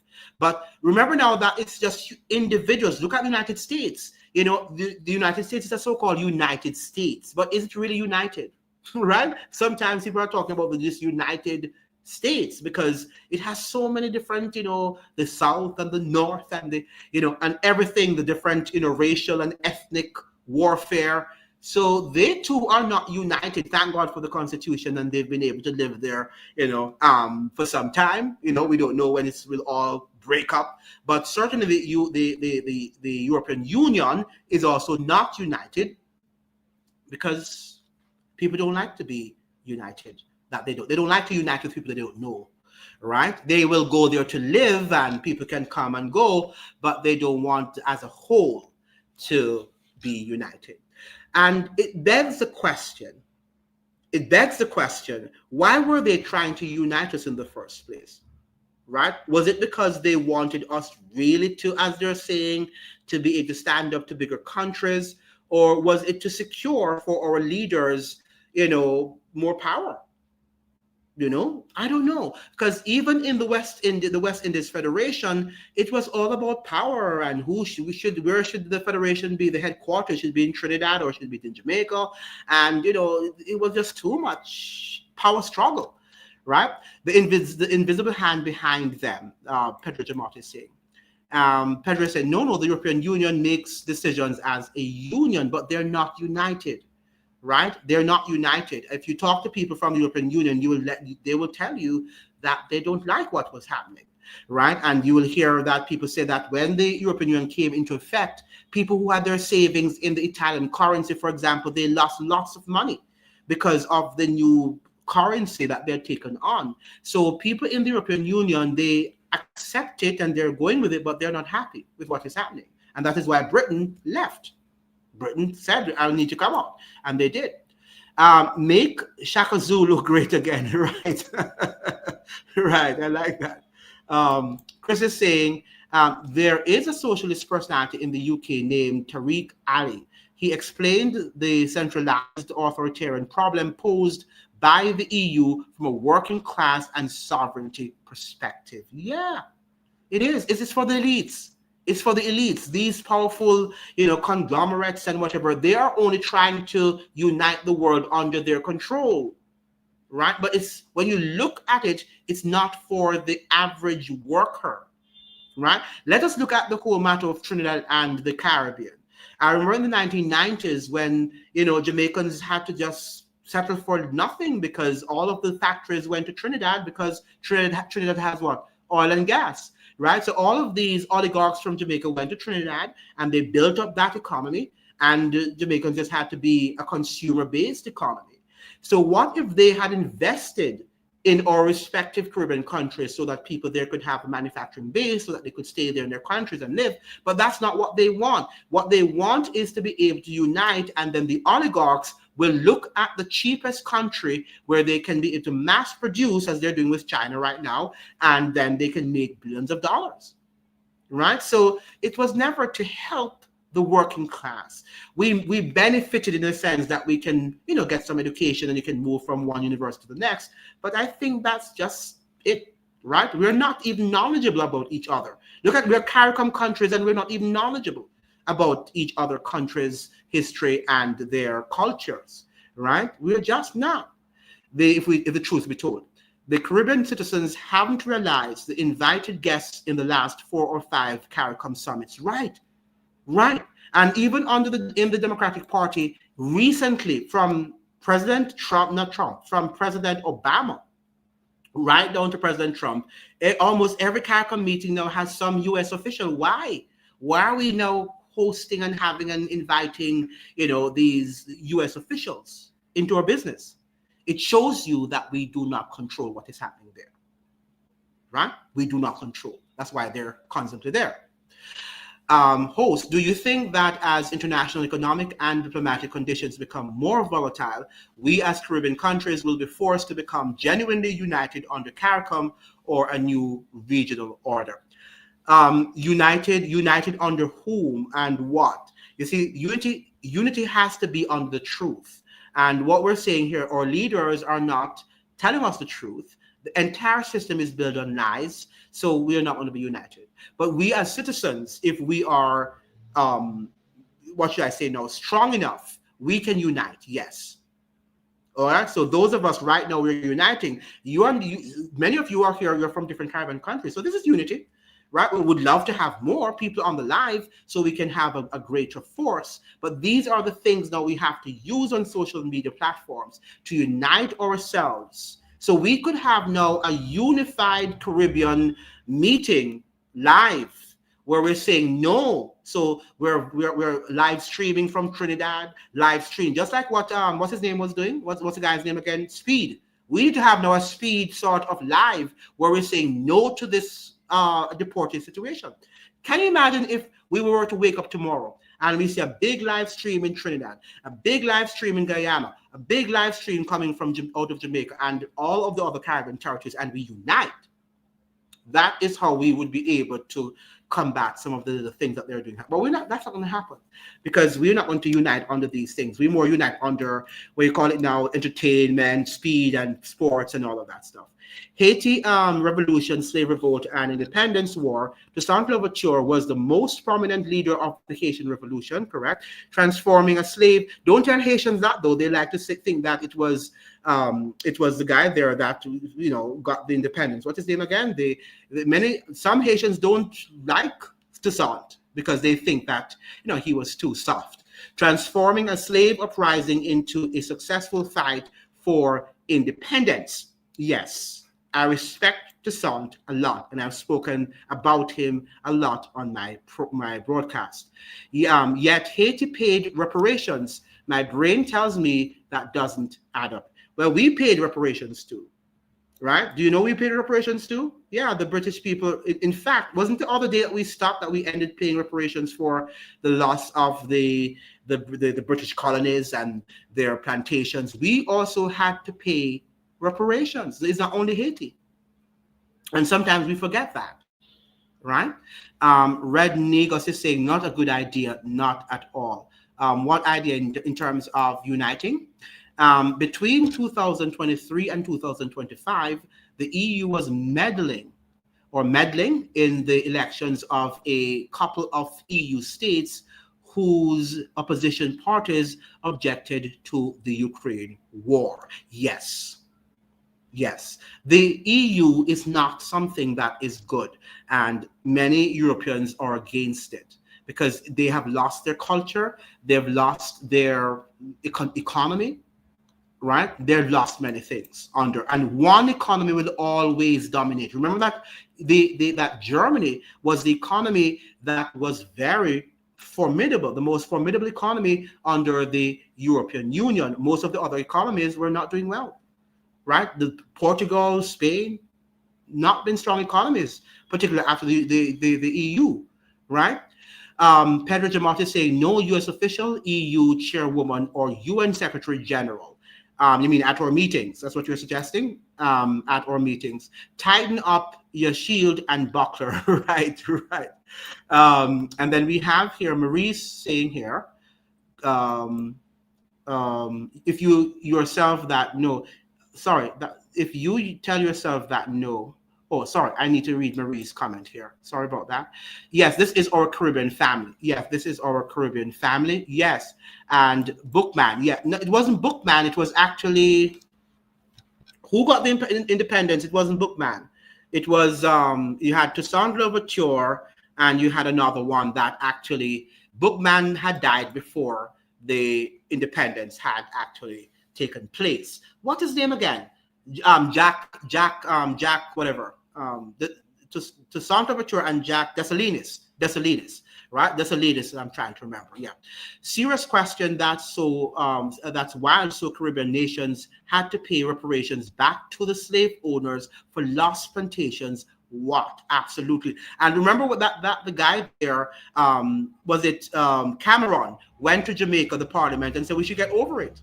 Right? Remember, he said that we should get over it. We should get over, what happened during slavery and stuff like that. But we had to pay reparations to them. So it's not only Haiti. And sometimes we just tend to talk about Haiti because, yes, Haiti was the first country that got its independence, right, and had to pay reparations. And we came afterwards. But we, too, had to pay them back for their lost plantations. Right? And we forget that. So they do owe us money. That's for sure. Not suggesting, informing. So we have here reparations.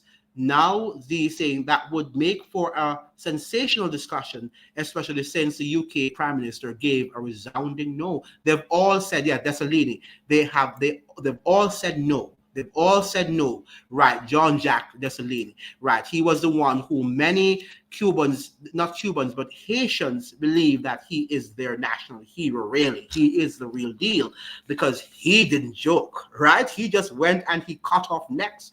While Toussaint was more humane, Toussaint was a warrior too, right? A great military guy. But Desalini was like, I'm not having any sort of, compassion for these people. I'm going to kill them, right? And any person that went in his way, he killed them, right? And that is how Remember Toussaint was betrayed because he was a little bit getting too soft and trying to, think about the revolution in France and the liberté and all of that stuff. And and Jean Jacques was he wasn't the most educated, right? He was just a slave warrior, a military guy, right? That was strong. But it seemed like they poisoned him, right, in the final analysis. And then we have here who Pedro is asking who owes us, the buyers and the sellers.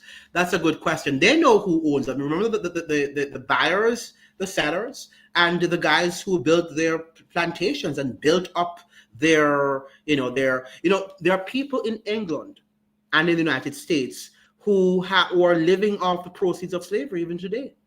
Right? They bought land, they have investments, even some of the endowments, the huge endowments that the Harvard University and these universities have, and we respect them because they're wealthy and they have huge endowments and all. A lot of these things are coming through the proceeds of slavery. Many of us don't understand that, right? Years of enslavement. These institutions were built on slavery, on the backs of slaves. Yes, I remember that unfortunate statement by Cameron. Yes. By David Cameron of the UK when he was Prime Minister. He said to Jamaica, he went to the Parliament and told them, forget about slavery. Right? That's what he said. Forget about slavery. And let's come together. Let's come. While at the same time, at that time, he and his country were trying to get out of the European Union. We have here Aziz saying, wasn't it Michael Farage's press secretary who said they would not establish relations with former colonies, calling for reparations if his party ever won the government? Yes, that is what they were saying, right? Because they don't want to give us, because remember now that, they would not want to see us, developing ourselves. That's why they went back to Haiti and demanded reparations, because they didn't want to see Haiti succeed. Because had Haiti succeeded, then other Caribbean countries would look at Haiti as the model, right? The first free Black republic, which would have been a successful one, and it could not be, right? Because Black people to them were uneducated and unsophisticated, and they could not run any country, right? So they could not allow Haiti as a predominantly Black country to build its country and to have a successful economy. So they had to go back and demolish that sort of system. Remember too that the United States and the Vatican never acknowledged Haiti's freedom for many years. It was during the Civil War of 1861 to 1865 that the United States recognized Haiti as an independent state. Why? Because it was fearful that the slaves would have united with Haiti and could have dethroned, what was happening in the United States, right? And they went and they, quickly, set up this sort of thing. And the Vatican did the same thing too, right? What the Africans did with their wealth, they traded for. That's a good thing. But I don't know, though, Pedro, that they got significant amounts of money. Maybe those who were here. But I don't think that the men in Africa who traded got a significant amount of money. I think that the investments in the Americas were greater. Remember now that they worked for years and they were replenished constantly. So that it means, therefore, that they would have gotten far more money. than the ones who would have traded Africans in the few in Africa, right? It would have been just probably a paltry sort of thing. So I would not think that the people in Africa, the traders, they got significant amount of money, right? It's documented here, and it's logical that here they would have, because they were given land, they were given free land. Remember that they were just given land. One of the things that people talk about in America when they're talking about homesteader, like the homesteaders and the whatever, these are just euphemistic words, right? Euphemisms for piracy, right? And for what we call them in the Caribbean, again, people who take over land, squatters. That's what they were. They were squatters, but the government allowed them to get land. White people, even after the Civil War, and they were able to build up land while they did not give Black people anything to develop themselves. And then white people now in America behave as if they're superior because economically, to an extent, they are, more advanced than Black people. But that is not because of the origins, right? And even after the Civil War, they were given free land and a mule and things to help them to develop wealth for themselves and their families. Whose fault, since they were strong? Well, we're not blaming anybody here. We're just saying it happened, and we're looking at how it happened, and that people need to be sometimes compensated for the loss. Recently, several experts gathered in Barbados. Yes, I know that professor from Barbados, he's the principal of Jamaica. What's his name, of the University of the West? But he's Barbadian. Professor, why am I forgetting his name? Can somebody remember me of his name? He is the principal of the University of the West Indies Mona campus. He is the one who is the leader of the Reformation movement. Barbados is the leader of the Reformation movement in the Caribbean. Right. So recently, several experts gathered in Barbados to at least work out a possible reparations cost. For Barbados, it was over, 4.9 trillion. For Barbados alone. What? For Barbados alone, it would have been $4.9 trillion. That's a lot of money. Yeah. As of today, the trader are still partners to the crown. Yes, they are. But the crown was involved in it, right? The Vatican, the crown, and these people and the business people. Yes, Sir Hilary Beckles. Absolutely. Sir Hilary Beckles. He is the president of the reparation movement. He has been to many places all over. He has been to Harvard. He has spoken to people, universities, distinguished universities in England. He's been all over the place. And he has made some cogent arguments, I must say, that he has rendered for this reparations. He's very knowledgeable of the slavery thing. When you listen to him, you have to listen, because he commands your attention in terms of his understanding of history and how the thing worked. He's brilliant man. Barbadian can be proud of that son of the soil. Yes. Any other? Yes, Sir Professor. Yes, Professor Sir Hilary Beckles. Yeah, he is the professor, and he's principal at the University of the West Indies Mona campus. Vice Chancellor. He's not principal, but he's Vice Chancellor. Why he kept that title puzzles me. Oh, you're right. That's a good question. No, that's another conversation. I agree with you, Pedro. He wants to say that he's anti-colonialist, right? That's his Sir Hilary Beckles. Why keep Sir then, if he's against, this whole of colonialism and neo-colonialism? And that is the irony now, the contradictions of our leaders in the Caribbean. They are saying that they're anti-colonials and they're anti-Western, whatever, and they're wearing their dashiki. So every time you see Professor Hilary Beckles, he's wearing his dashiki. At the same time, he wants to be honored with the title Sir. And that's exactly coming from Great Britain, right? And honorable, right? And the most honorable, So the major argument coming from the opposers of reparations was that slavery was legal. So it was happening with the law. The persecution of Jews happened within the law too, right? And no excuses were given, right? It was legal, but it was not lawful. And there's a difference between something being lawful because it violated human rights. So it was legal, but it was not lawful, right? Because The fact that it was going against all laws of nature, it went against the laws of nature and just against any civil laws, right? That's human. But you're right that it was legal because it came from the papal bulls.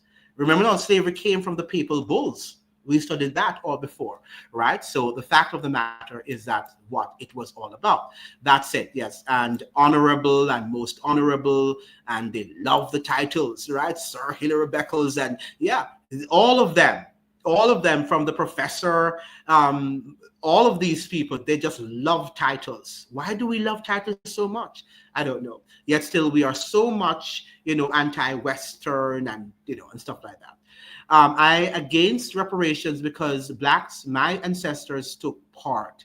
But the fact that, but the Jews, Pedro Jamal, took part in. Do you know that some Jews took part, as Mr. Perot was saying, and he was right, in the Holocaust, and yet still they got reparations. So how do you argue against that, Pedro Jamal? So not because some actually took place, it meant that the majority actually were involved and should not be compensated. How about those who took part maybe should not get any, but the majority, right, did not take part. Z saying you cannot condemn them and accept their honorifics. Right, that's exactly what they're doing, and hence the contradiction. This is something that plagues the Caribbean in particular. It's a contradiction. And okay, I agree with Pedro Jamal. My reason for not backing so much the reparations is that it is going to be not given to the way we would want it to be given. First of all, they're going to give it through the banks, right? It's going to come through the banks. And the banks are very great deceivers of getting money, and then they use it in such a way, right, that they are going to find some way to eat back the money and to give it back to the same people, to the people that it was coming from. If you know what I mean. It's almost like getting, let us say, Haiti. I give you an example. Haiti always gets aid, right? Or aid. They get like economic aid. Like after the earthquake, they got billions of dollars, right? People were donating billions of dollars for the rebuilding, the reconstruction of Haiti. At the end of the day, how much did they get? Nothing. The people got nothing. But the people who got the money were the same oligarchs and their friends. Right? So I don't think, let us say that they're going to give us tomorrow, like in Barbados, who they deserve 4.9 trillion, and Barbados was to get 4.9 trillion tomorrow. The citizens of Barbados would not get it. I can tell you that. Okay, most of the people who get it are they probably the same Hilary Beckles and some of his cronies and the government and the oligarchs, and the majority would remain in Great Britain with these people. Right? So these people are phony, and we just have to accept the reality because we see it happening. Look at the other day, to Jamaica was sent billions of dollars to rebuild after Hurricane Melissa. Did the people receive the money? No, right? And every day we still don't learn our lessons. So even if we should get reparations tomorrow, it would not go to the common man. It would not. Maybe they would build a hospital or a school or two just to say, well, we did do something, so you can't say we didn't do anything, right? But the fact of the matter is that the majority of the common man would not receive anything. Hilary Beckles was educated in Britain. Yeah, he was.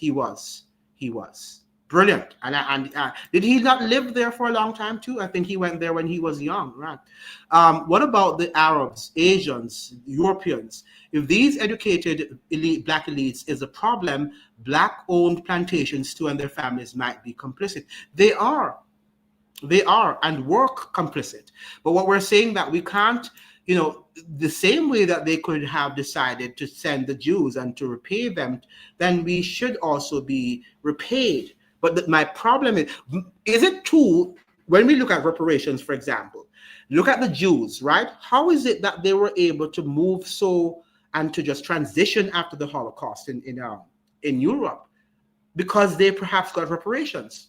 How much did that reparations given to them, right, help them to move so quickly up the economic ladder?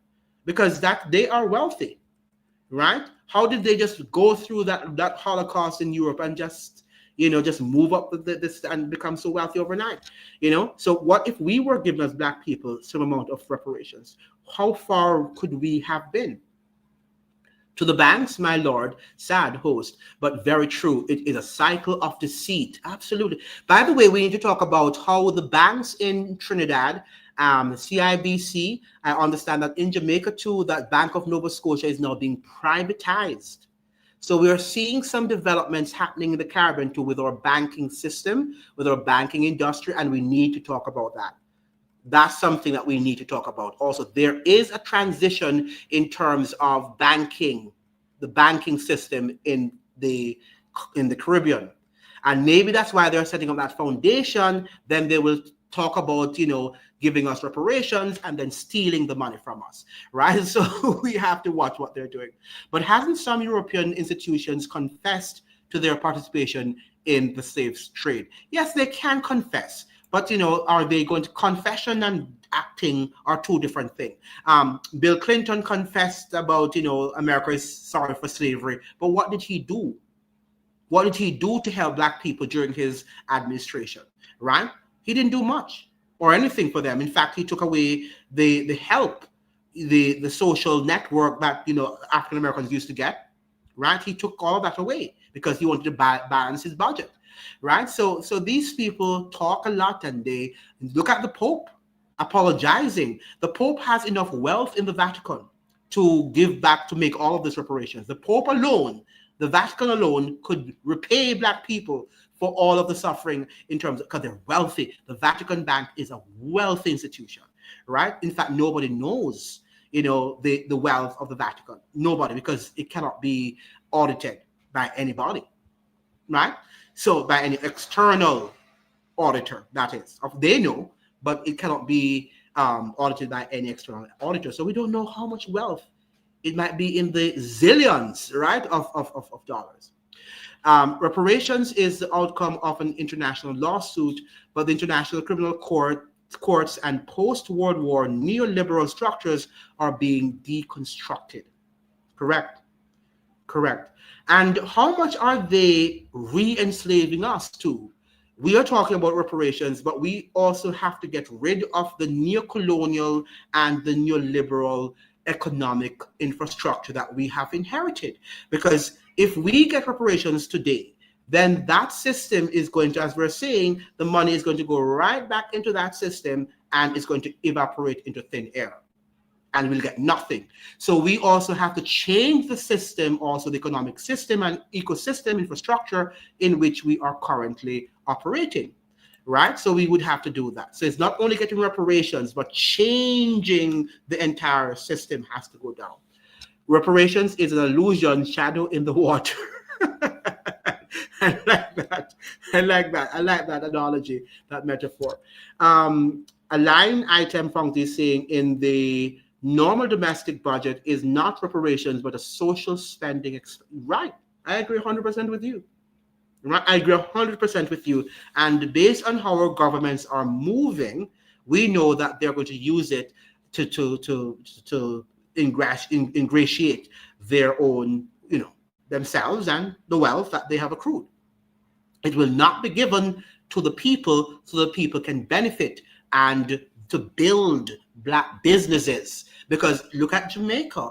2 times the government have destroyed Black businesses there. Their purpose is not to have any Black business in Jamaica, right? Or anywhere in the Caribbean. They play semantics to fool the people. Reparations, absolutely. Just like aid, just like economic aid function, right? They're sending economic, and I've spoken to Americans who like to say, oh, but we send lots of aid to your country. I say, you have not aided us. We are the ones who have aided you, right? Through the IMF, all of that money that they stole, right?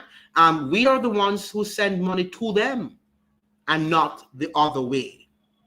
And that is what we have to understand. But they like to say that they didn't help Haiti after the earthquake, right? Haiti helped them because their people were able to go there and to sack all of the resources and steal the money and live very rosy lives.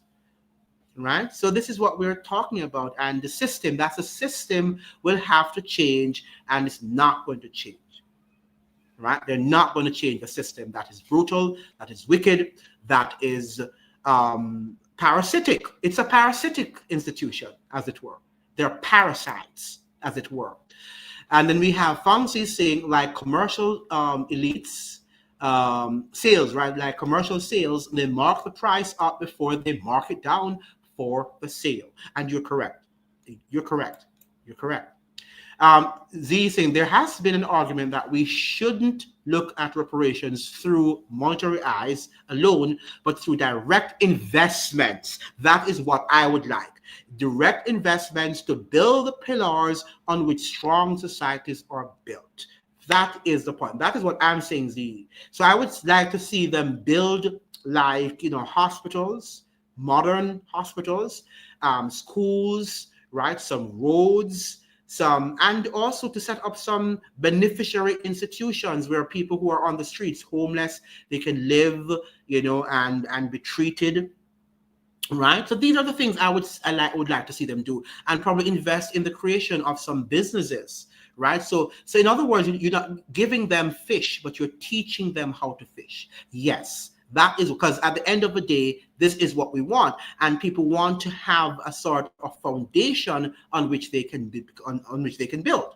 Right, so yes, that is what I would like to see, that they build a lot of schools, lot of hospitals, and also some factories, some corporations, to help our people to build wealth, right, for themselves. That is how I see reparations, because it would look like, even though they might be stealing, but at least you can see some practical things, tangible things, that yes, you can see some hospitals which are working, and schools. So that is my point.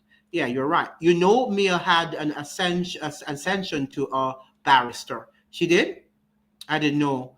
When was that? When did she ascend to that? I didn't know she had done that. All those things happened during colonization. Yes, yes. And he's saying, excellent idea, host. I would add maintenance too. Yes. That is what I'm thinking your way, Z. That's what I've said, that I've always been against the monetary reparation, because I know they are going to waste it. I know that they're going to share it among their cronies. But if we can see visible institutions being built, then I will go for it. Roads, infrastructure, institutions like schools and hospitals, right? Yes, I am for it tomorrow. I'm saying yes, we want to see it. And I want to see too that our people are involved in the building process, and they're not just calling for Chinese people or Europeans to build. But if you take the pulse of the average US Euro descendant, they would revolt if any major reparations funds would be administered. Hence, Christian nationalism is on the rise in the deep state.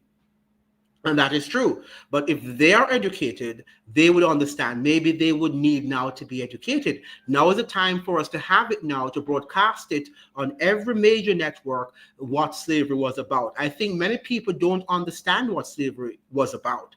They think that slavery was just something, a part of history, and it just ended and everything, we just need to move on. But they don't understand the consequences, the traumas, the economic loss of an entire continent is so severe, right? And some of them still think that because Africa looks the way it does now, it's because it was always like that, when it's not true. It's because it has been pillaged and plundered and raped. And the same thing for the Caribbean too. Not only Africa, but the Caribbean has been pillaged and plundered, and they have raped everything. Right? Because we have the resources here, to build. We're islands and we can build, but the United States does not allow us to build. Look at Haiti, look at Jamaica. I mean, great people who could have built a country that could have, impacted the world in a very formidable way. All of the islands, but they will not give them that opportunity to do that. So, but they will say, oh yeah, because they're blacks, that's why they can't build. They don't know how to govern themselves. They can't organize. And Europe is using the foreign migrant crisis to get their native populations to buy into hyper-object cube of whiteness, which was a US phenomenon. What I tell them, Fungzi, is that, you know what happened? Who caused it? You caused it. Because when the United States and Europe, particular England and France, went to to kill the people, to destroy Iraq and other Middle Eastern countries, then you started having the migration crisis from the Middle East, right? If they had not gone and destroyed these countries, you would not have the problem that they're having, the migration problem that they're having in Europe. So they created the ant's nest, and the ant's nest is going there to bite them, and they should be bitten, right? And we have Z saying that the race for Africa, the second Western imperialist age. Yeah, and the race for the Caribbean too, right? Just let's not talk about Africa. Let's talk about the Caribbean too, that they are also, trying to see how they can divide us and to plunder us and to, destroy us. We are being recolonized, as it were. And we have to watch it. That's what we're saying. Everything they're doing, we have to watch, and we have to let our voices be heard. Now, sometimes, at the end of the day, you can go into your bed and sleep that you recognize this the problem, you try to educate, you try to speak out against what was happening. All right. At the end of the day, that's the most you can do. Right? Pedro Jamot says loss of a continent. And we have Chups. The continent had property selling to the whole world. But who controls the continent? Pedro Jamot, that's what you have to ask. Who controls the selling of these properties? And then we have Fangzi saying they are on the verge of deconstructing the current educational institutions because of so-called woke and CRT, right, the critical race theory. So they are not going to take their medicine nor eat their vegetables. And you're correct. You're correct. You're correct. Yeah. Yeah.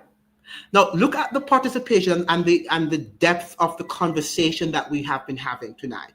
So this is the sort of things that we should be having daily to keep the conversation alive and let our people know that we have the intellect here, we have the resources here.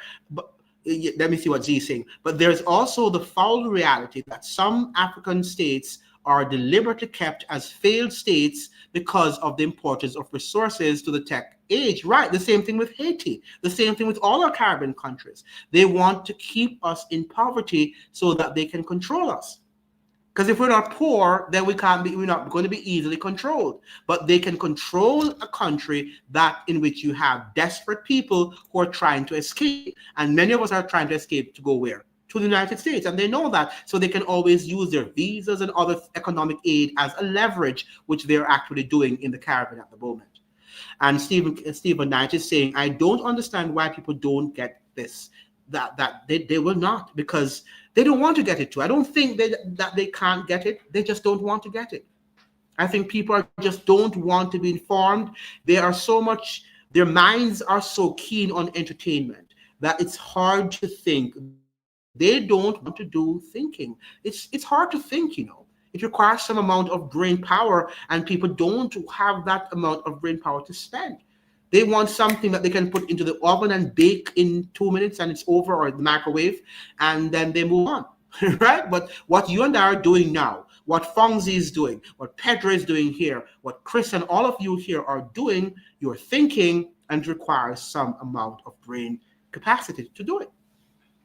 You have to read, you have to engage with what is happening, and you have to do cross-reference what's happening in Ukraine, what's happening in England, all over the world. And then you say, wow, this is what I think is happening. Okay, most people don't have the time and they don't have the mental capacity to do it. Neither do they want to do it because it requires some amount of sacrifice. Right? And also they're not courageous enough to express themselves, because if they express themselves to their other friends, they're going to, oh, you're stupid, right? You're talking conspiracy. You're weird, right? And who wants to be weird? People want to act as if they're normal and that they can fit into a social group, right? That is how humans generally are. Right? So you and I, we're here. We have the bravery to speak out and to say this is what is happening, and it is wrong, and we don't care what people want to say or what people think about us. Z is saying here, it was the philosopher John Locke who justified the seizure of the lands of indigenous people through his terra nullius wasteland argument. If the owners don't or can't develop it, take it. And it's amazing that you're saying that, because we were talking about that last night to Z. Not that he said this, but look at the contradiction as you're saying here. At one end, he was saying that all humans have what? Rights, natural rights, and their rights come from God. The same philosopher who made such a noble statement, right, which came from the U.S. Constitution and Declaration of Independence came from his ideology, yet he was able to do this. Do you see how human beings are contradictory? We can be noble in expressing, thoughts, great and noble and lofty thoughts, and at the end of the day, we can be the same ones that turn around and be oppressive and exploitative, right? That is the human being. That is how we behave. Right? And Fonzie is saying they're having a Eurocentric meaning crisis because their white supremacy bubble is bursting. 8 years of Obama, BLM and the BRICS has been rethinking the lies they tell their children and wives. But the thing about it, Fonzie, we also have to now be balanced. The BLM and the Obama years presented a sort of romanticized version of Black history, and this thing that Black is this and Black is that, and then so they're responding to that. It's almost like we were throwing it into their faces that Blacks are superior and whites are inferior. It was our time to showcase our romanticization. Just like how whites romanticize about their whiteness too, Black people also romanticize about our Blackness. Right? And then the two of us don't like when we are saying each one of the other is greater. So we need to also have a balance where we're saying, not that we're suggesting here that we're better. What we're suggesting to you is that you did some terrible deeds which were inhumane, yes, which demonstrated that you lacked civility, you lacked a humanity, right? But if you change, then we can work together, right? But the Obama era and the BLM was not the way to go about it. And these people now are, just like Marie was saying in Trinidad, that there are right now plans to have race riot in Trinidad, the Indians versus the Blacks. And she's not denying that there are not racial tensions in the country, on the island, but what she's saying, the way how some people are going about it, it's adding more fuel to the fire. And we don't want to add fuel to the fire. What we want to do is to reason. Yes, sometimes the reasoning, people want to get out of anger and out of character because the truth is always very painful to accept, but eventually they will think about it and might accept it. But we were just putting things into their faces. Oh, there is no difference between a man and a woman, and it's just a woke ideology. I mean, it was out of character. And now they're responding, and we have to be careful because the pendulum swings from left to right, from right to left, and then we are divided, and there's going to be a situation where we are controlled. Z saying fantastic. So the indigenous people, the tribes, were not seen as human. Yeah, none of us was seen as human, and that's we're going to talk about the Christian nationalism, which we should have talked about tonight. And I gave that up. I apologize. I am ready for the topic, but I just saw the topic of the immigration. I thought that you'd have responded, more better to it because it's something happening in real time. So that's why. But I'm ready for that discussion tomorrow. Hegelian dialectics, that is what it's found. The Hegelian dialectics, problem, cause, solution, absolutely. That's exactly what the left is doing. They're not trying to solve the problem too. What they're trying to do is to create the problem among us, divide us, and then they control us. Absolutely, Foxy. There is no such thing as grassroots movements if everything is massaged behind the scene with the same way they provoke color revolutions. Absolutely. Some deep conversations. I wonder why the Caribbean people are not getting this, and the algorithm is not sending, and no wonder the algorithm doesn't want to send these deep conversations. I mean, where are you finding these deep conversations in the Caribbean? I'm not seeing that. Oh my God, wow, I thought Trinidad was working positively on that. Well, I understand from what Marie says, and she's from Trinidad, she's saying that it's subtle. It's not like an open thing. There's like the subtle, thing going on. to instigate race riots against the two races of people, the two ethnic groups in Trinidad, majority ethnic groups, that is. They intentionally attached LGBTQ onto our civil rights movement, right, on purpose in order to conflate the issues and to suppress our rights too. Right? Remember now that it is now that we are like now in the second. Who talks about black rights anymore? Particularly after Obama, we're living in a post-black. Remember that when Obama came into power, also it was to just push out black people's agenda under the rug too. Because if you can get a black face into the White House, then you can say to black people, "Oh, you don't have to. You can't now tell us that we didn't do something for you because we put one of your guys in the White House when he was one of them." Right? So we are now in this post-racial society. That's what I wanted, the word I was looking for. So we are now living according to them. After Obama came to the White House or went to the White House, they said that we're now living a post-racial society, which means therefore that racism, so even the Democrats also are racist, because they're saying you can't talk about racism anymore because one of your guys, remember, was the president and we gave him 2 terms. Okay, so be satisfied. That's exactly what they're saying. Fonzie is saying the aliens will get their human rights recognized before us. You're right about that. Anybody, because again, white people, how would you, let us be fair and truthful and honest. For years, white people, Europeans, spent, right, saying that they were superior. We are superior to black race. Now, can you imagine if we were to suddenly build ourselves, and that would debunk what they have been, the lies that they have been saying over the years? And how would they feel? They would feel like stupid. Oh, we're saying that so they still have to keep us down, right? So that they can still say this theory was scientific. Remember now that in America, the science backed, right? Science backed the fact that blacks are inferior, right? It was a scientific sort of fact, right? This was not just an opinion, all right? It was just a religious opinion because they had said it came from the church. But they moved from the church and then they used the science, the theory of evolution to back their claim. Then Z saying, but that subtle brewing of racial tension is the most dangerous condition because it almost always results in an atomic explosion. And what they're probably doing is that right now Trinidad is facing some geopolitical challenges too.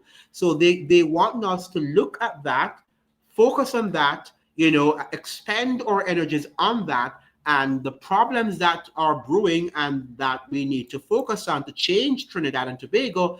They will not do that because they are so focused on the racial, epithets and whatever they're doing there.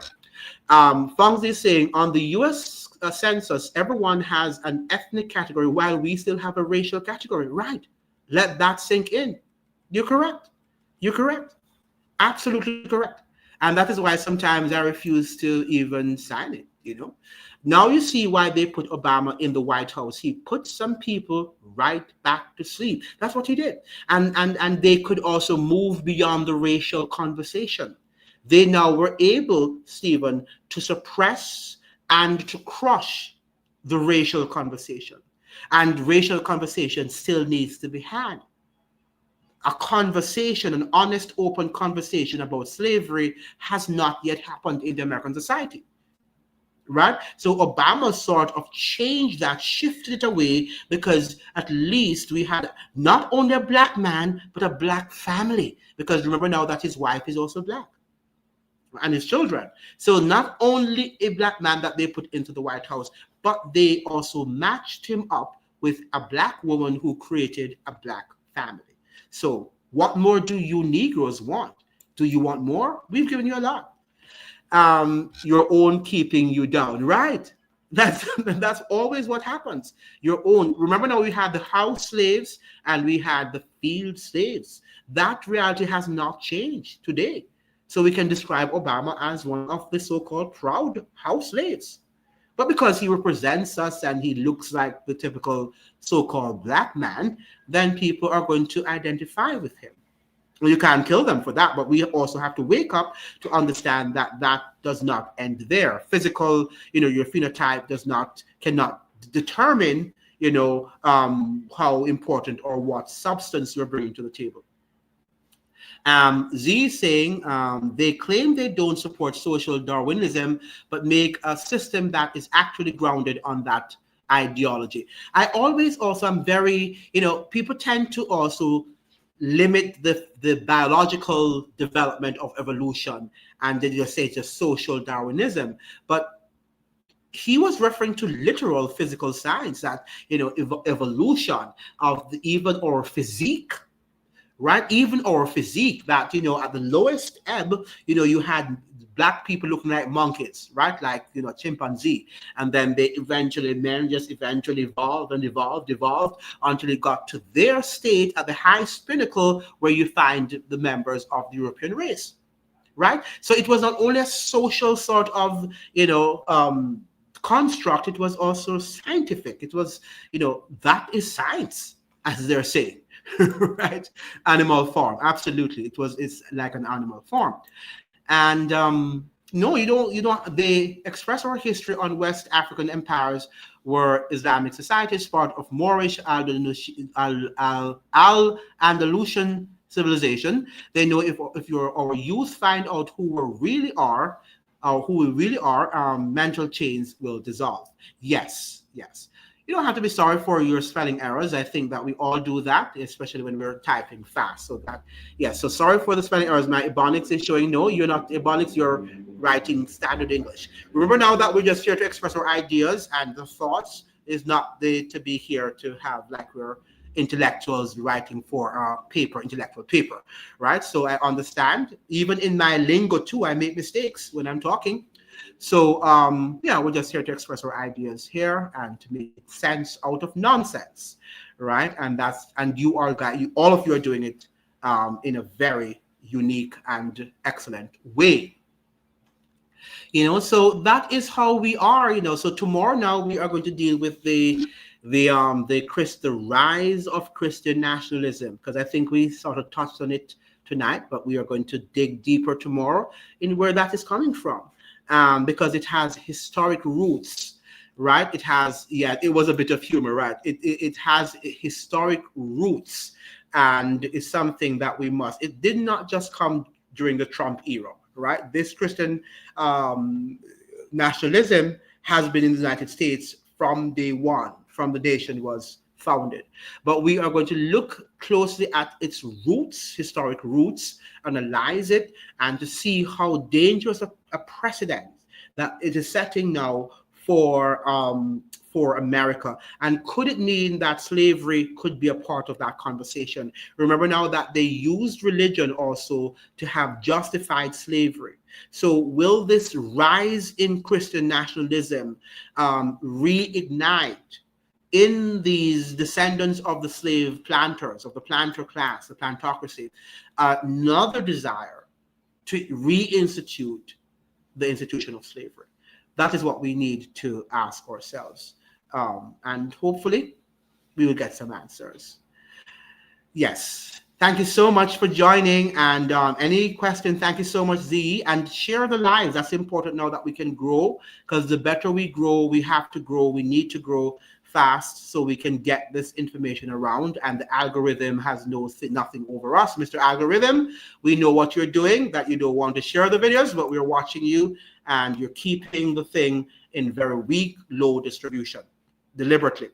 Fongzi says, I got lots of jewels from that conversation, and you shared lots of jewels. You all have shared lots of jewels in your commentaries. I simply cannot miss tomorrow. I cannot. Yes, please, and please share the link, the notification, because the algorithm. Thank you so much. Thank you so much. Thank you very much, Fongzi, for doing that. And Pedro Jamat, what they use to justify national security, COVID, right? Absolutely. So that they're going to use even the deportee situation also to defend, protecting us. I'm sure that's what they're going to say, that they need to come and help to protect our island. right? It doesn't make any sense, but we know that they're going to make up something like that. They won't say it like my in a raw way that I've said, which doesn't make any sense. But they'll use something. Just a question: is this from Jamaica? You mean the live? Yes, yes, yes. So thank you so much for joining. Thank you so much for joining. I hope that you will have a great night, and we look forward to having a more enlightened discussion tomorrow. Remember now to share the live with the notification of tomorrow's live with your friends and family so they can have the notification. Unfortunately, the algorithm is very stubborn and is not sharing the thing. It's not even testing the videos as it normally would. Great show. Good night. Thank you so much for joining. Yes, thank you so much, Fungzi, for joining and sharing your deep, yes, wonderful discussion. Thank you so much. Yes, we'll talk tomorrow. Have a great night. Bye-bye.